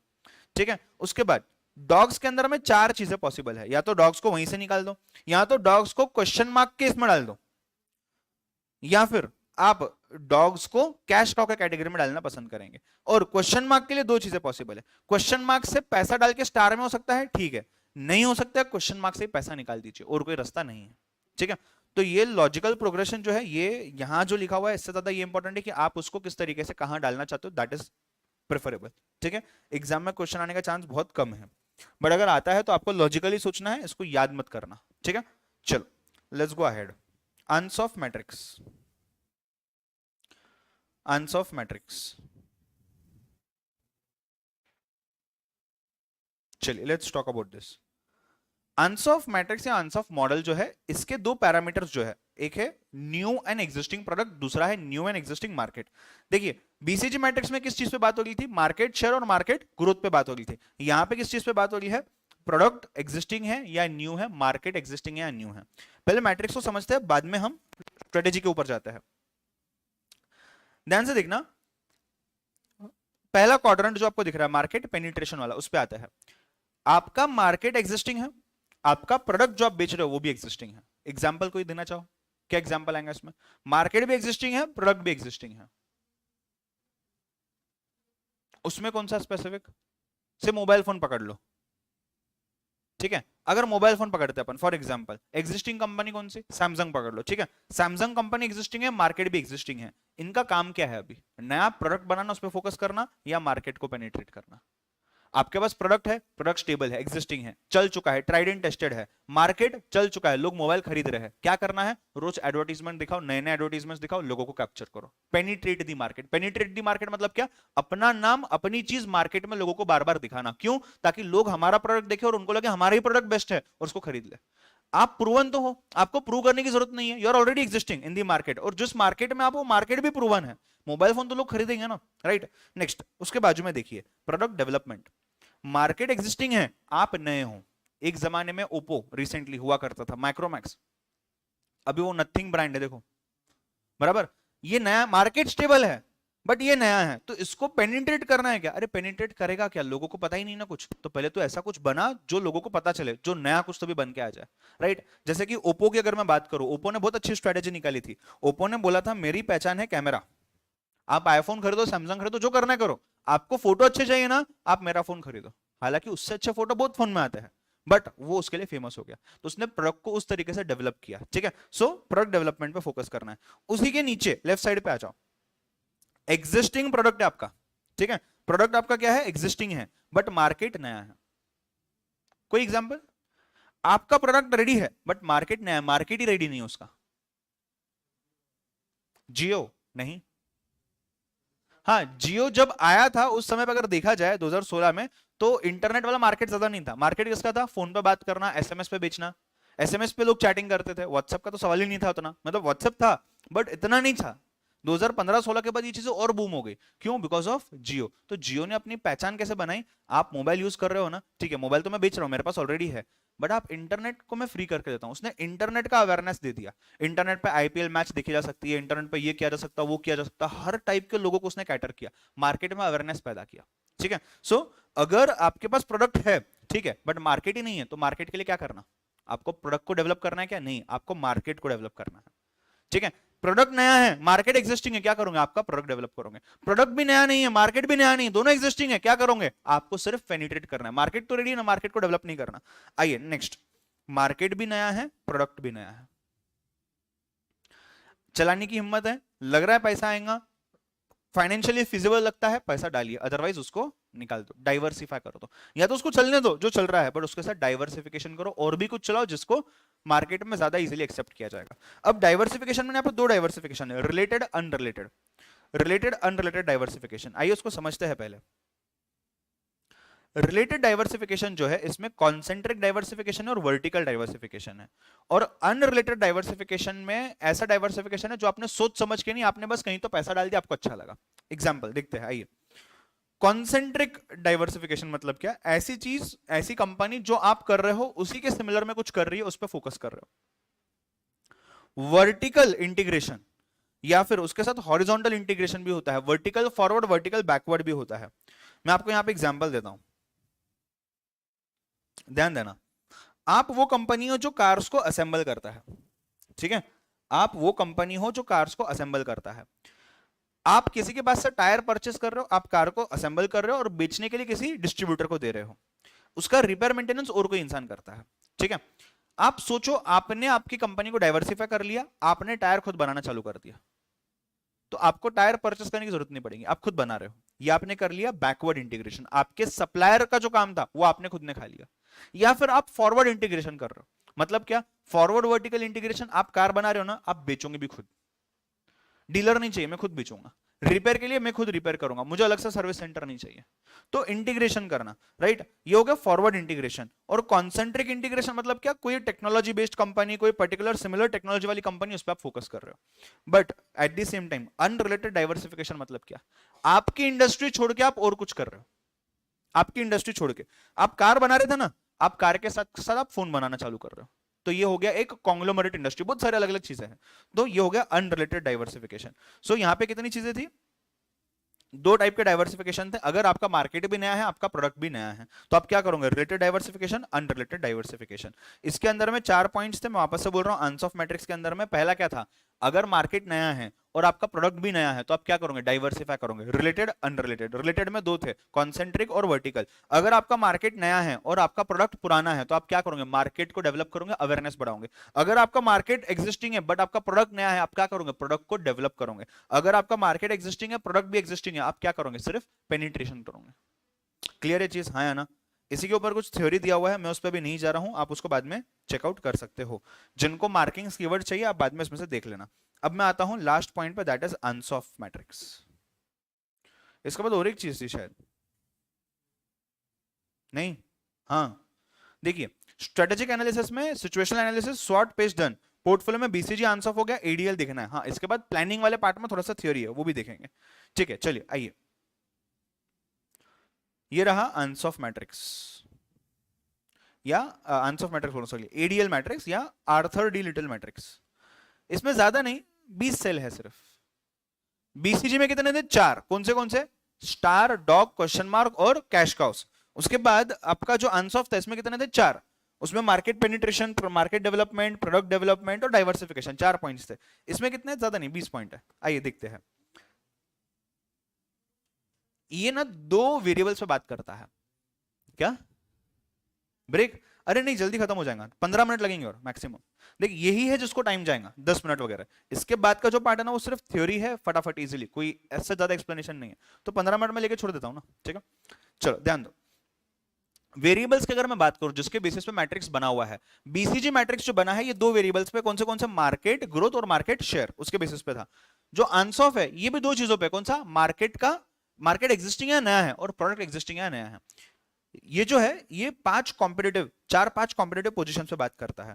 पहला, डोमिनेंट पोजीशन है आपकी मार्केट में। दूसरा, आपकी पोजीशन स्ट्रांग है मार्केट में। तीसरा, फेवरेबल पोजीशन है, या फोर्थ, टेनेबल पोजीशन है, या फिफ्थ, वीक पोजीशन है। मैंने वहां पे मार्केट शेयर का परसेंटेज भी दिया हुआ है। अगर आप मार्केट में डोमिनेंट हो, इसका मतलब 80 to 90% ऑफ मार्केट शेयर आपके पास है। अगर आप मार्केट में स्ट्रांग हो तो समवेयर बिटवीन 50, 70, 65 के आसपास मार्केट का आपके पास है। अगर फेवरेबल पोजीशन पे हो तो लगभग 40 to 50% मार्केट का आपके पास है। टेनेबल पोजीशन पे हो मतलब आपको कोई भी गिरा सकता है, तो 20 से 30%। और आप वीक हो मतलब आप ऑलरेडी गिर चुके हो, बस आप अभी ऑफिशियली मार्केट से आउट होने वाले हो, तो आपके पास कहीं भी 10% के अंदर का चीज रह सकता है। ये एक वेरिएबल हो गया। दूसरा, स्टेजेस ऑफ इंडस्ट्री मैच्योरिटी, यानी कि जो प्रोडक्ट लाइफ साइकिल में अपन ने देखा ना, introduction, growth, mature and decline, उसी की बात हो रही है। सो एम्ब्रियोनिक मतलब क्या? इंट्रोडक्शन, एम्ब्रियो जो होता है जिससे बच्चा पैदा होगा तो वो एम्ब्रियोनिक है, मतलब एकदम बेसिक। उसके बाद ग्रोथ, बच्चा पैदा होने के बाद धीरे धीरे बढ़ेगा, फिर बहुत ज्यादा मैच्योर हो जाएगा, चीजें समझेगा, पैसा कमा के देगा, और फिर वो धीरे धीरे डिक्लाइन होते जाएगा, यानी कि एजिंग। तो नाम अलग अलग दिया हुआ है, ग्रोथ मैच्योर सेम रखा है। Embryonic and ageing is nothing but introduction and decline. ठीक है, तो स्टेजेस दिए हुए हैं। अब ये स्टेज ऑफ मैच्योरिटी एंड आपका competitive position in the market, इन दोनों को कंपेयर करता है एडीएल मैट्रिक्स, यानी कि आर्थर डी लिटिल। ठीक है, ध्यान देना, इसमें बहुत सारी चीजें, जब मैं 20 चीजें बोल रहा हूं ना तो बहुत ज्यादा लगती है, बहुत सारी चीजें कॉमन है। हार्डली इसमें से 5 या 8 चीजें हैं जो अलग अलग है, जिनको हमें समझना है। जैसे कि फॉर एग्जांपल, अगर आप मार्केट में अर्ली स्टेज पे हो और आप डोमिनेंट कर रहे हो, देखिए पहला वाला स्टेज, ये वाला पार्ट, अगर आप मार्केट में डोमिनेंट हो और आप इंट्रोडक्टरी स्टेज पे हो, तो हो सकता है आप स्टार्टअप रहेंगे, आप फास्ट ग्रो करने की कोशिश करिए, एट द सेम टाइम आप बैरियर्स बिल्ड करिए। मतलब क्या? और किसी को आने से रोकिए, तभी तो आप आगे बढ़ पाएंगे। बाकी लोग आगे तो बाकी लोग आपसे आगे निकल जाने के चांसेस बनते हैं। कैसे रोकेंगे आप? आपकी टेक्नोलॉजी जो आपने बनाई है, आपका प्रोडक्ट, उसको पेटेंट करवाइए। आपने जो बुक लिखी है उसको ट्रेडमार्क करवाइए। मतलब कॉपीराइट, ट्रेडमार्क, पेटेंट्स, ये जो आईपीआर है ये हो गए, या बहुत सारी और चीजें हो सकती है। गवर्नमेंट के साथ टाइप, आपका टाइप हो गया, गवर्नमेंट और किसी के साथ टाइप नहीं करेंगे, बिजनेस टाइप का ही है, तो दूसरे लोग मार्केट में क्यों आएंगे? सो बैरियर्स बनाइए। अगर आप डोमिनेंट स्टेज पे है और आप अगर ग्रोथ पे हो, आप डोमिनेंट पे हो, आप ग्रो कर रहे हो, देखो आप डोमिनेंट पे हो और आप एम्ब्रियोनिक स्टेज पे, तो क्या करना है? ग्रो करने पे फोकस करना है। अब आपने ग्रोथ कर लिया, attain cost leadership. Cost leadership मतलब क्या? आप जो भी चीज बना रहे हो वो अभी ऐसे बनाओ कि और कोई उतने प्राइस में ना बना पाए, आप लीडर हो कॉस्ट में। 10 लोग बनाएंगे सेम चीज, देखो अल्टीमेटली कोई भी चीज कॉपी तो होनी वाली है। आपको ये ध्यान देना है कि जितना लेट कॉपी हो उतना अच्छा, क्योंकि तब तक मैं कमा लूं। ठीक है, तो आप तो कमाएंगे, बट आपको अगर आगे कमाते रहना है तो आपने वही चीज कम रेट में बनानी है जो चीज बाकी लोग बना रहे हैं। अगर आप डोमिनेंट हो मार्केट में और आप मैच्योरिटी फेज पे हो, आपने सब कुछ कर लिया जीवन में उस प्रोडक्ट के साथ, अब वो प्रोडक्ट सिर्फ पैसा कमा के दे रहा है, कभी भी डूब सकता है, तो आपको फोकस किस पे करना है? आपका पोजीशन डिफेंड करने पे। आप अच्छे क्यों हो ये बस लोगों को सिर्फ समझाते रहिए, बस वो लोग ऑटोमेटिकली आप ही का प्रोडक्ट प्रेफर करने लगेंगे। लास्टली, एजिंग मतलब क्या? हार्वेस्ट और डाइवेस्ट। या तो उसी प्रोडक्ट को और आगे कुछ लेकर के जा सकते हो, करिए, या तो उस प्रोडक्ट को बंद करिए, नया प्रोडक्ट लेकर के आइए। ये कब? जब आपका पोजीशन डोमिनेंट है मार्केट में। ये बहुत ज्यादा पॉसिबल है for those companies who are one man army in their particular industry. Automobile लो, कोई भी चीज लो, ऑटोमोबाइल में आप Hyundai, मारुति सुजुकी वगैरह देखोगे, ये एक टाइम पे काफी डोमिनेंट रह चुके थे चीजों पे। आप इवन ये भी चीज अगर देखोगे, अगर मैं बात करता हूँ स्विफ्ट कार की, स्विफ्ट डिजायर नहीं, नॉर्मल स्विफ्ट, ये स्विफ्ट बहुत दिखाई देती है मार्केट में। It is one of the best selling models of India. India में कोई गांव में रहे, शहर में रहे, कहां भी रहे, हर टाइप का इंसान स्विफ्ट प्रेफर करता है। जैसे इनोवा प्रेफर करता है बड़े स्केल में, छोटे स्केल पे स्विफ्ट प्रेफर करता है। आप अगर देखोगे जब स्विफ्ट नई नई आई थी मार्केट में, तो स्विफ्ट अपने फीचर्स पे, अपने प्रोडक्ट पे फोकस करती थी। इसकी हिस्ट्री आप देख सकते हो बाद में, मैं इसका एक यूट्यूब वीडियो भी भेजता हूं। कॉस्ट लीडरशिप इन्होंने तब अटेंड किया, लगभग 2010 के आसपास की बात है। ये गाड़ी 2-2.5 लाख में बनाते हैं, बाकी लोगों को 3 से 4 लाख रुपए लगते हैं सेम रेंज की कार बनाने में। सस्ते में बनाया तो सस्ते में बेच पाएंगे, राइट। अब ये मैच्योरिटी पे आ गए हैं आज के डेट पे। अब पोजीशन डिफेंड कैसे करते हैं? आप अगर प्रीमियम गाड़ी चाहते हो तो आप स्विफ्ट खरीदिए, वही कार, सब वही फीचर, सब वही मटेरियल जो 2 लाख में ये बनाते थे पहले और 6 लाख में बेचते थे, सेम कार 11 लाख को 10 लाख को बिकती है इनकी। सेम, कोई एडिशनल फीचर नहीं, कुछ एडिशनल नहीं, दाम बढ़ा दिया और उसकी वजह से इनका मार्केट इंटैक्ट है। उल्टा आपको बोलना चाहिए कि यार अगर ये प्राइस बढ़ा रहे तो मार्केट कम होना चाहिए ना। नहीं, अब वो एक ऐसा, जैसे आईफोन का स्टेटस हो गया ना, महंगा है बट मैं आईफोन ही खरीदूंगा, क्यों? मुझे वो एक स्टेटस चाहिए, प्रीमियम चाहिए। अब स्विफ्ट को लोग उस नजरिए से देखते हैं। सेम इनोवा ने इसके पहले किया था, सेम। तो इन्होंने स्टार्टअप के फेस पे स्टार्टअप पे फोकस किया, ग्रो कर लिया, उसके बाद क्या किया, कॉस्ट कम से कम बनाया, फिर बहुत कुछ बेच दिया, पैसा कमा लिया। आज पैसा नहीं भी कमाएंगे तो भी चलेगा, बिकॉज पहले का बहुत पैसा कमा रखा है। और तीसरी चीज क्या कर रहे हैं आज? डिफेंड कर रहे पोजीशन को। एक जमाना आएगा आगे जाके जब इनको लगेगा कि यार हमें ये बंद करना चाहिए, एक पैरेलल नया मॉडल लेकर के आएंगे। स्विफ्ट का पैरेलल मॉडल सुजुकी ने नहीं निकाला है। सेलेरियो करके कार है, अगर आपने सुना होगा, सेलेरियो, CELERIO, वो उसका थोड़ा बेसिक वर्जन है स्विफ्ट का। स्विफ्ट के अगर और कोई कार चाहिए तो ये है, कौन सी, डिजायर है। मारुति के और भी कार्स है, बट स्विफ्ट के पैरेलल कोई कार नहीं उनकी। धीरे धीरे आगे वो लेकर के आएंगे जब उनको लगेगा लोग प्रेफर नहीं कर रहे हैं, ठीक है। चलो आगे, अब देखिएगा, पहला पॉइंट मैंने डिटेल में समझाया है, आगे के पॉइंट्स फटाफट देखेंगे। अगर आपका पोजीशन मार्केट में स्ट्रांग है और आप कौन से स्टेज पे हो? एम्ब्रियोनिक स्टेज पे हो, स्ट्रांग है, बहुत डोमिनेंट नहीं है आपका, आपको डिफरेंशिएट करना है। ऐसा कुछ करो which is difficult to imitate, लोग कॉपी ना कर पाए आपको, वैसा कुछ करने पे फोकस करो। उसके बाद नेक्स्ट, ग्रोथ के केस में क्या करोगे आप? कॉस्ट लीडरशिप पे फोकस नहीं करोगे, आप कॉस्ट फोकस करोगे। मतलब क्या? कॉस्ट का फोकस मतलब मुझे मेरे कॉस्ट को कम करना है। कॉस्ट लीडरशिप का मतलब क्या? मैं जो चीज बना रहा हूं, जितना भी खर्चा ये चीज को बनाने के लिए सभी लोगों को लगता है, उससे मुझे सबसे कम में बनाना है। तो सबसे कम में बनाना और अपनी ही कॉस्ट को कम करना, दोनों में फर्क है। सबसे कम करना कॉस्ट लीडरशिप, अपनी ही कॉस्ट को और कम करना, कॉस्ट पे फोकस करो, कम करते जाओ, राइट। तीसरा, grow with the industry. And last, find the niche और होल्ड द नीश। नीश मतलब ऐसी कोई चीज जो और कोई नहीं कर पा रहा है। हमने देखो स्टार्टिंग में डिफरेंशिएट की बात की थी, तो डोमिनेंट में डिफरेंशिएट था ही नहीं, स्ट्रॉन्ग में डिफरेंशिएट है और स्ट्रॉन्ग की ही एजिंग में नीश है। Differentiate and niche means the same thing, ठीक है। ऐसा आप इसको याद भी कर सकते हो। उसके बाद तीसरा, फेवरेबल की अगर बात करें, फेवरेबल के अंदर में सब पॉइंट सेम है। फेवरेबल में ग्रोथ और मैच्योर का स्ट्रेटेजी सिर्फ चेंज है। अगर आपके पास लगभग 50% मार्केट है तो आपको कैचअप करना है। मतलब क्या? आपको आपके शेयर को बढ़ाने की कोशिश करनी है, उसके लिए आपको जो करना पड़े करिए। और मैच्योरिटी के स्टेज पे आपको क्या करना है? या तो टर्न अराउंड करिए, मतलब आप अगर लॉसेस की तरफ बढ़ रहे हो तो धीरे धीरे आपको टर्न अराउंड करके प्रॉफिट्स की तरफ बढ़ना है। यू टर्न मारना पॉसिबल है, करिए। या फिर डिफरेंशिएशन फोकस, कुछ तो भी नया करके दिखाओ। मतलब स्ट्रॉन्ग के केस में जो एम्ब्रियोनिक के स्टेज पे डिफरेंशिएशन था, वही डिफरेंशिएशन फेवरेबल में आ गया है मैच्योरिटी के स्टेज पे। बिकॉज आपका मार्केट वैसे भी फेवरेबल है। अगर आपका मार्केट स्ट्रॉन्ग है तो आप थोड़ा सा मार्केट पे कमांड रखते हो, आप कुछ नया करोगे तो लोग देखेंगे भी। अगर आप ठीक ठाक फेवरेबल पोजीशन पे हो मार्केट में, तो आप नया करोगे तो लोग बोलेंगे पागल है ये, क्या किया इसने, ठीक है। चलिए नेक्स्ट, टीनेबल एंड वीक दोनों को साथ में समझेंगे। टीनेबल पूरा सेम है जो भी हम इसके ऊपर तक देख के आए हैं। वीक जो है इसमें बहुत सारी चीजें चेंज्ड है। वीक में आपने कैचअप करना है एकदम स्टार्टिंग में, क्योंकि आप ऑलरेडी वीक पोजीशन पे, आपको कोई प्रेफर कर ही नहीं रहा है। तो आपने पहले तो मार्केट में दौड़ना है, जो मार्केट ही बेच रहा है उसी चीज को आपने भी बेचना है। दूसरा, अगर आप ग्रोथ के स्टेज पे हो तो आपके पास ऑप्शन है, या तो आपके लॉसेस को प्रॉफिट में कन्वर्ट कर सकते हो, करिए। नहीं कर सकते हो, withdraw your product, unnecessary losses में मत जाओ। उसके बाद भी अगर आप देखोगे, तीसरा विड्रॉ, अगर आप एजिंग पे भी देखोगे तो विड्रॉ। मतलब अगर मैं वीक पोजीशन पे हूं जहां पे मुझे लोग प्रेफर ही नहीं करते मार्केट में, तो मेरा काम क्या है? मुझे मेरा प्रोडक्ट विड्रॉ कर लेना चाहिए, ठीक है। चलिए इसके बाद स्ट्रेटेजिक प्लानिंग और स्ट्रेटेजिक मैनेजमेंट में डिफरेंस क्या है। अब देखो स्ट्रेटेजिक एनालिसिस का जो पार्ट है ना, जो मेजर पार्ट था चैप्टर का, वो खत्म हो गया है। स्ट्रेटेजिक प्लानिंग में 10 से 15 मिनट का डिस्कशन करेंगे, मैक्सिमम 10 मिनट का डिस्कशन, जिसमें दो तीन डिफरेंस बिटवीन है, दो तीन कॉन्सेप्ट्स है, उसको समझेंगे एंड देन वील स्टॉप। ठीक है,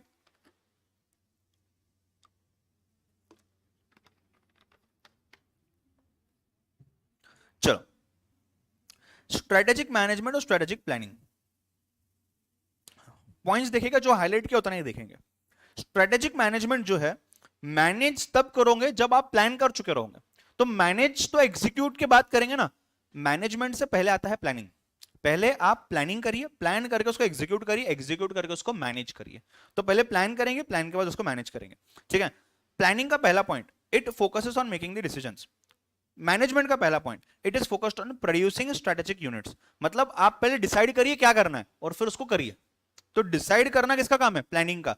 करने के बाद उसको चेक करना किसका काम है? मैनेजमेंट का। ठीक है, strategic management, it is a management by results, and यहां पे देखिए it is management by plans. कौन सा प्लान ज्यादा अच्छा है ये समझना कहां आएगा? स्ट्रेटेजिक प्लानिंग में। अरे मत लिखो, मैं देने वाला हूं ना ये, उसमें से देख लेना बाद में, लिखो मत। सेकेंड पॉइंट जो मैनेजमेंट था वो था क्या क्या था? Achieving goals matters. मतलब क्या?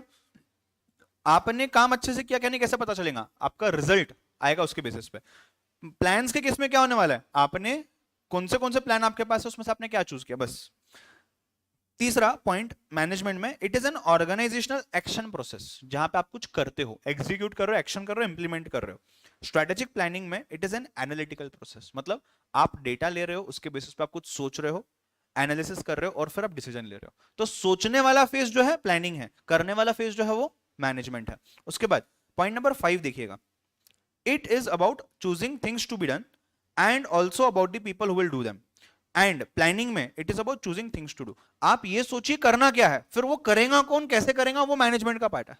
तो आप सोचो हर चीज करने से पहले क्या करना होता है, ये सब प्लानिंग में है। हर चीज प्लान कर लिए, फिर करना कैसे है, ये चीज स्ट्रेटेजिक मैनेजमेंट में है। ठीक है, डिफरेंस बिटवीन है, इंपॉर्टेंट है, एग्जाम में आ सकता है।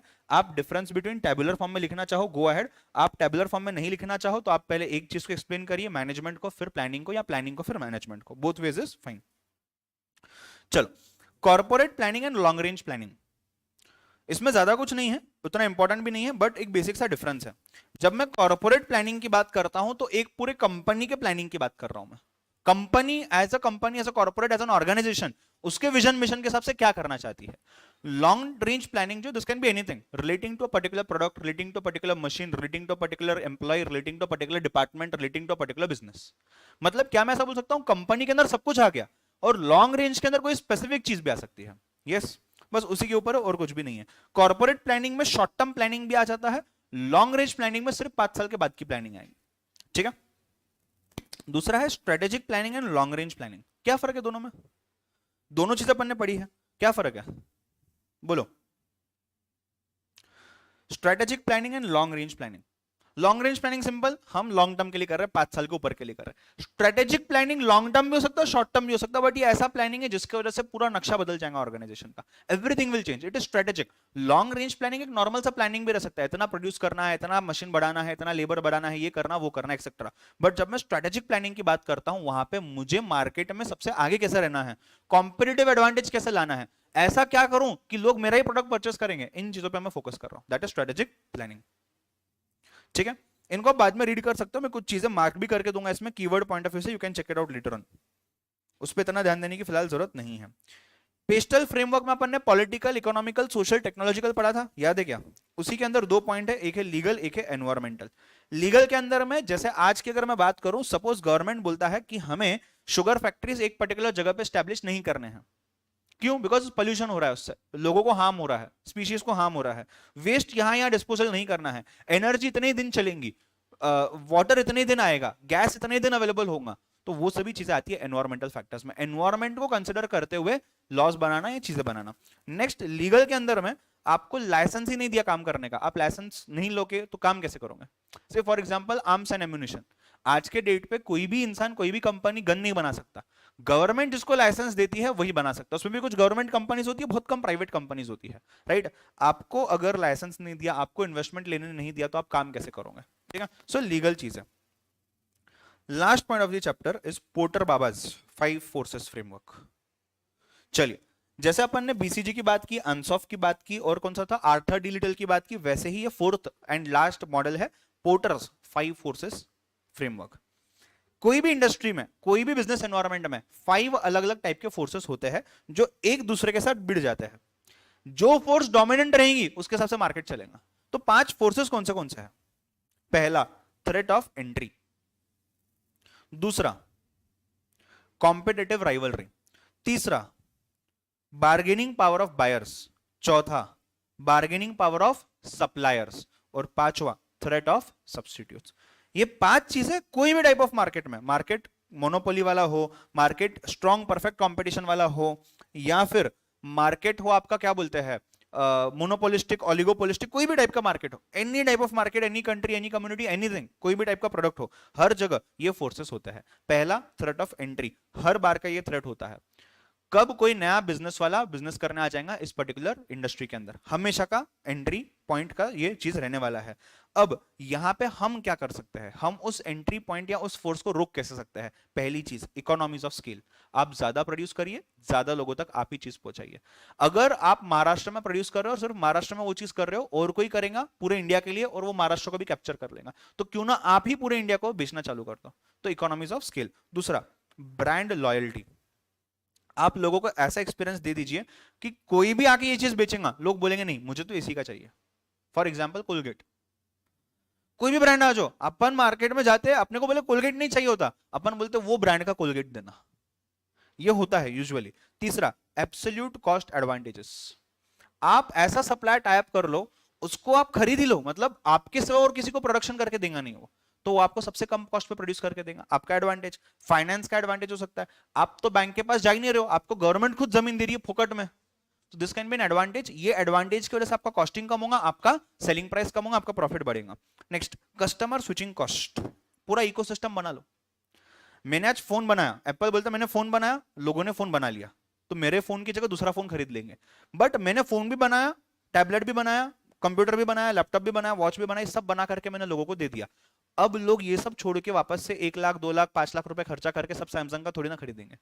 It becomes really difficult, it actually becomes difficult. तो कस्टमर स्विचिंग कॉस्ट, स्विचिंग क्यों? बिकॉज टाइम भी जाएगा, समय भी जाएगा, एनर्जी भी जाएंगी, ठीक है। Next, government regulation. रिसेंट में एग्जाम्पल भी लिखा हुआ है मैंने, यूके में गवर्नमेंट ने बोल दिया, एक लॉ पास कर दिया दैट यहां पे सिर्फ वही फोन बिकेंगे जिनका चार्जिंग का स्लॉट यूएसबी सी टाइप का होगा।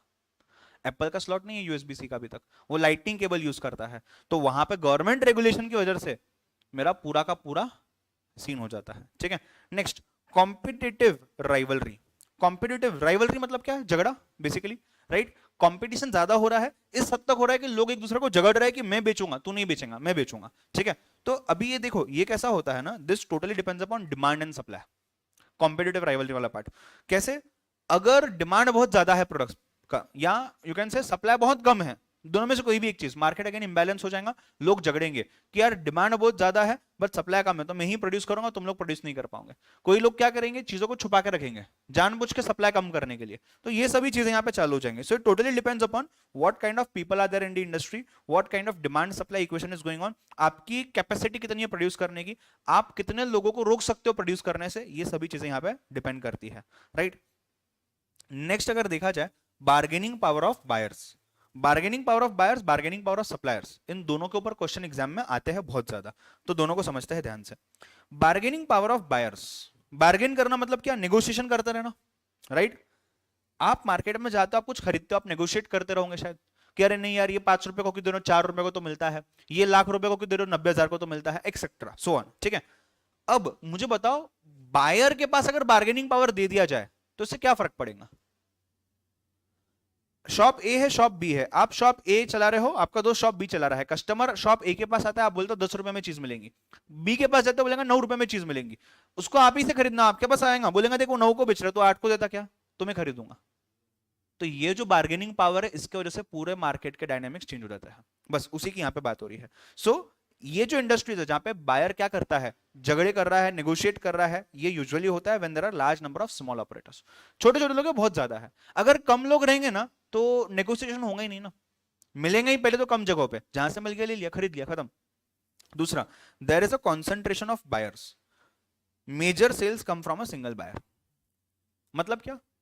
Major sales come from a single buyer और कॉन्सेंट्रेशन ऑफ बायर्स। ऐसा हो सकता है कि मैं जो बेच रहा हूं चीज, 100 करोड़ का टर्नओवर है मेरा, 100 करोड़ में से 90 करोड़ का टर्नओवर एक इंसान को बेच के कमा रहा हूं। अब वो इंसान जो बोलेगा मुझे वो करना पड़ेगा, क्योंकि मेरा मेजर रेवेन्यू तो वहीं से आ रहा है ना। तो ऐसे वो अपने बार्गेनिंग पावर का गलत फायदा उठा सकता है कि देखो बिजनेस कौन दे रहा है, मैं दे रहा हूं ना 90 करोड़, मैंने बिजनेस नहीं दिया तो तू क्या करेगा, तेरी कंपनी डूब जाएंगी, तो जो मैं बोल रहा हूं कर। सिंपल। आइए उसके बाद number 4, alternative sources of supply. अगर आप इकलौते सेलर हो मार्केट में तो सेफ हो। अगर आपके साथ 2, 5, 10 सेलर है तो वो कंपेयर करना चालू करेगा, जहां से सस्ता मिलेगा वहां से खरीदना चालू करेगा। Number 5 when switching costs are low.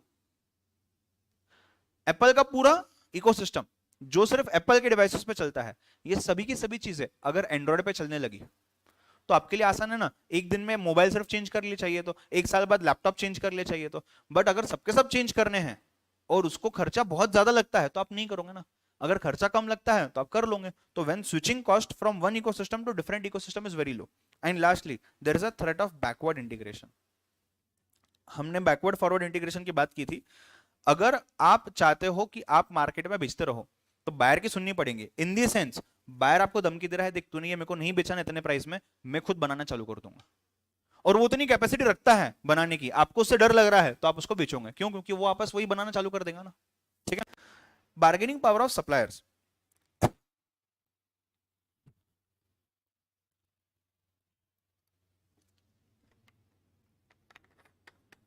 Next very important point, sorry, चलो बार्गेनिंग पावर ऑफ सप्लायर्स की बात करते हैं। जब मैं बार्गेनिंग पावर ऑफ सप्लायर की बात करता हूं तो जो चीजें हम एज अ कस्टमर देख रहे थे वो चीजें हम एज अ सप्लायर देखेंगे अभी। आप अगर कुछ खरीदना चाहते हो और मैं इकलौता इंसान हूं बेचने वाला, तो आपको तो खरीदना है ना, आपको तो आगे बनाना है चीज। तो मैं आपको कैसे भी मैनिपुलेट कर सकता हूं ना, इतने में ही बेचूंगा, खरीदना है खरीद, मुझे पता है ना आपके पास ऑप्शन नहीं है। ठीक है। दूसरा कॉन्सेंट्रेशन ऑफ सप्लायर्स।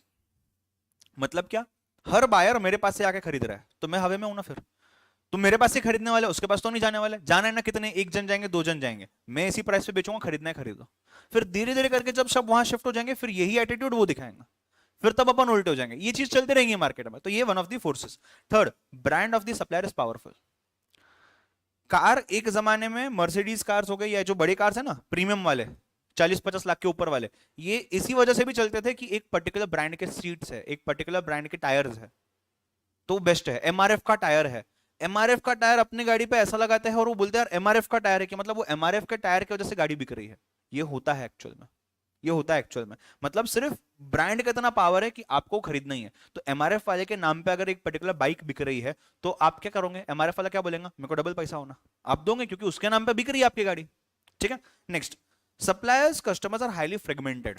फ्रेगमेंटेड मतलब उनको वो चीज एक पर्टिकुलर इंसान से ही चाहिए, आप ही के पास से वो चीज खरीदनी है, आपको ये पता चल गया तो वो जब आप ही के पास से खरीदेगा तो आप कोई भी रेट लगाऊंगा ना। अगर आपको डर है कि शायद मेरे पास से ना खरीदे तो आप नेगोशिएट करने के लिए रेडी हो जाओगे। ठीक है।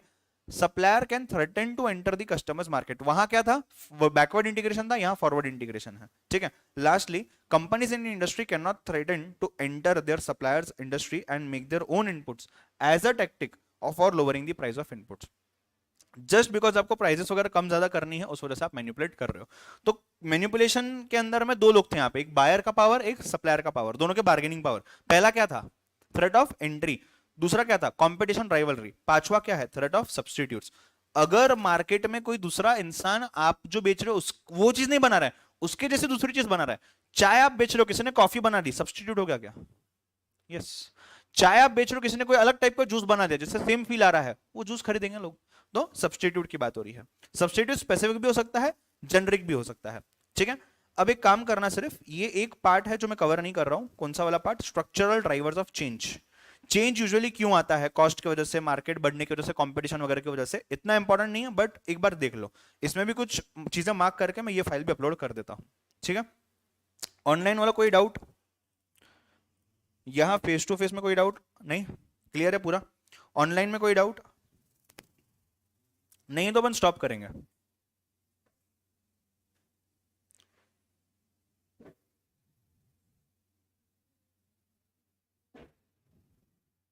ऑल्टरनेटिव्स इन स्ट्रेटेजिक प्लानिंग करके एक टॉपिक है इसके बीच में, वो बेसिकली आपको कंटिंजेंट प्लानिंग के बारे में बताता है कि मुझे अगर कोई कंटिंजेंट लायबिलिटी सुना होगा ना आपने, मतलब क्या, शायद ऐसे सिचुएशन हो तो मुझे इतना पैसा देना पड़े, वैसा ही है कंटिंजेंट प्लानिंग। तो मुझे कंटिंजेंट प्लानिंग में क्या करना पड़ता है, बेसिकली अलग अलग टाइप के प्लान्स बना कर रखने पड़ते हैं, plan A, plan B, plan C. मैं प्लान ए फॉलो कर रहा हूं, बट ऐसा सिचुएशन आया कि मुझे दूसरा प्लान फॉलो करना चाहिए, तो मेरे पास plan B, plan C ready है।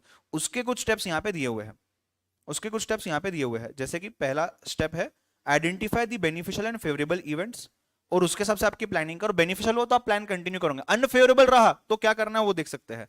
Specify trigger points, what is the point जिसकी वजह से आपने कंटिजेंट प्लानिंग चूज करना है। तीसरा, इंपैक्ट हर कंटिजेंट इवेंट का चूज करना है, समझना है। उसके बाद प्लान्स पहले तो डेवलप करके रखने हैं साइड में अलग से ऑल्टरनेटिव्स। उसके बाद assess the counter impact of the plan, मतलब आपने एक प्लान लगा दिया और किसी ने उसके खिलाफ कुछ कर दिया, तो आपके पास तीसरा प्लान भी होना चाहिए, मतलब ये बैकअप का बैकअप ऐसा, ठीक है। देन अर्ली वार्निंग सिग्नल्स, अगर आपको जल्दी पता चल जाता है कि हमारे ऊपर एक कोर्ट केस किया जाने वाला है हमारे कॉम्पिटिटर के द्वारा, तो आप अपना प्लानिंग चेंज कर सकते हैं, रेडी रह सकते हो। लास्टली, आपको जो भी वार्निंग्स आ रही है उसका एडवांटेज अवेलेबल टाइम में आपने लेना चाहिए, ठीक है। तो ये 7 स्टेप्स है और इसके बेनिफिट्स वगैरह नीचे दिए हुए हैं। ये एक और छोटा सा टॉपिक था, ठीक है। चलिए, will stop here, bye bye, take care, see you all tomorrow. Tomorrow same time 11 बजे अपन स्टार्ट करेंगे चैप्टर 3 ऑफ एसएमबी बाकी अपना। और नहीं, ये क्या बोलते हैं, प्रोडक्टिविटी और मेंटेनेंस, उसके क्वेश्चन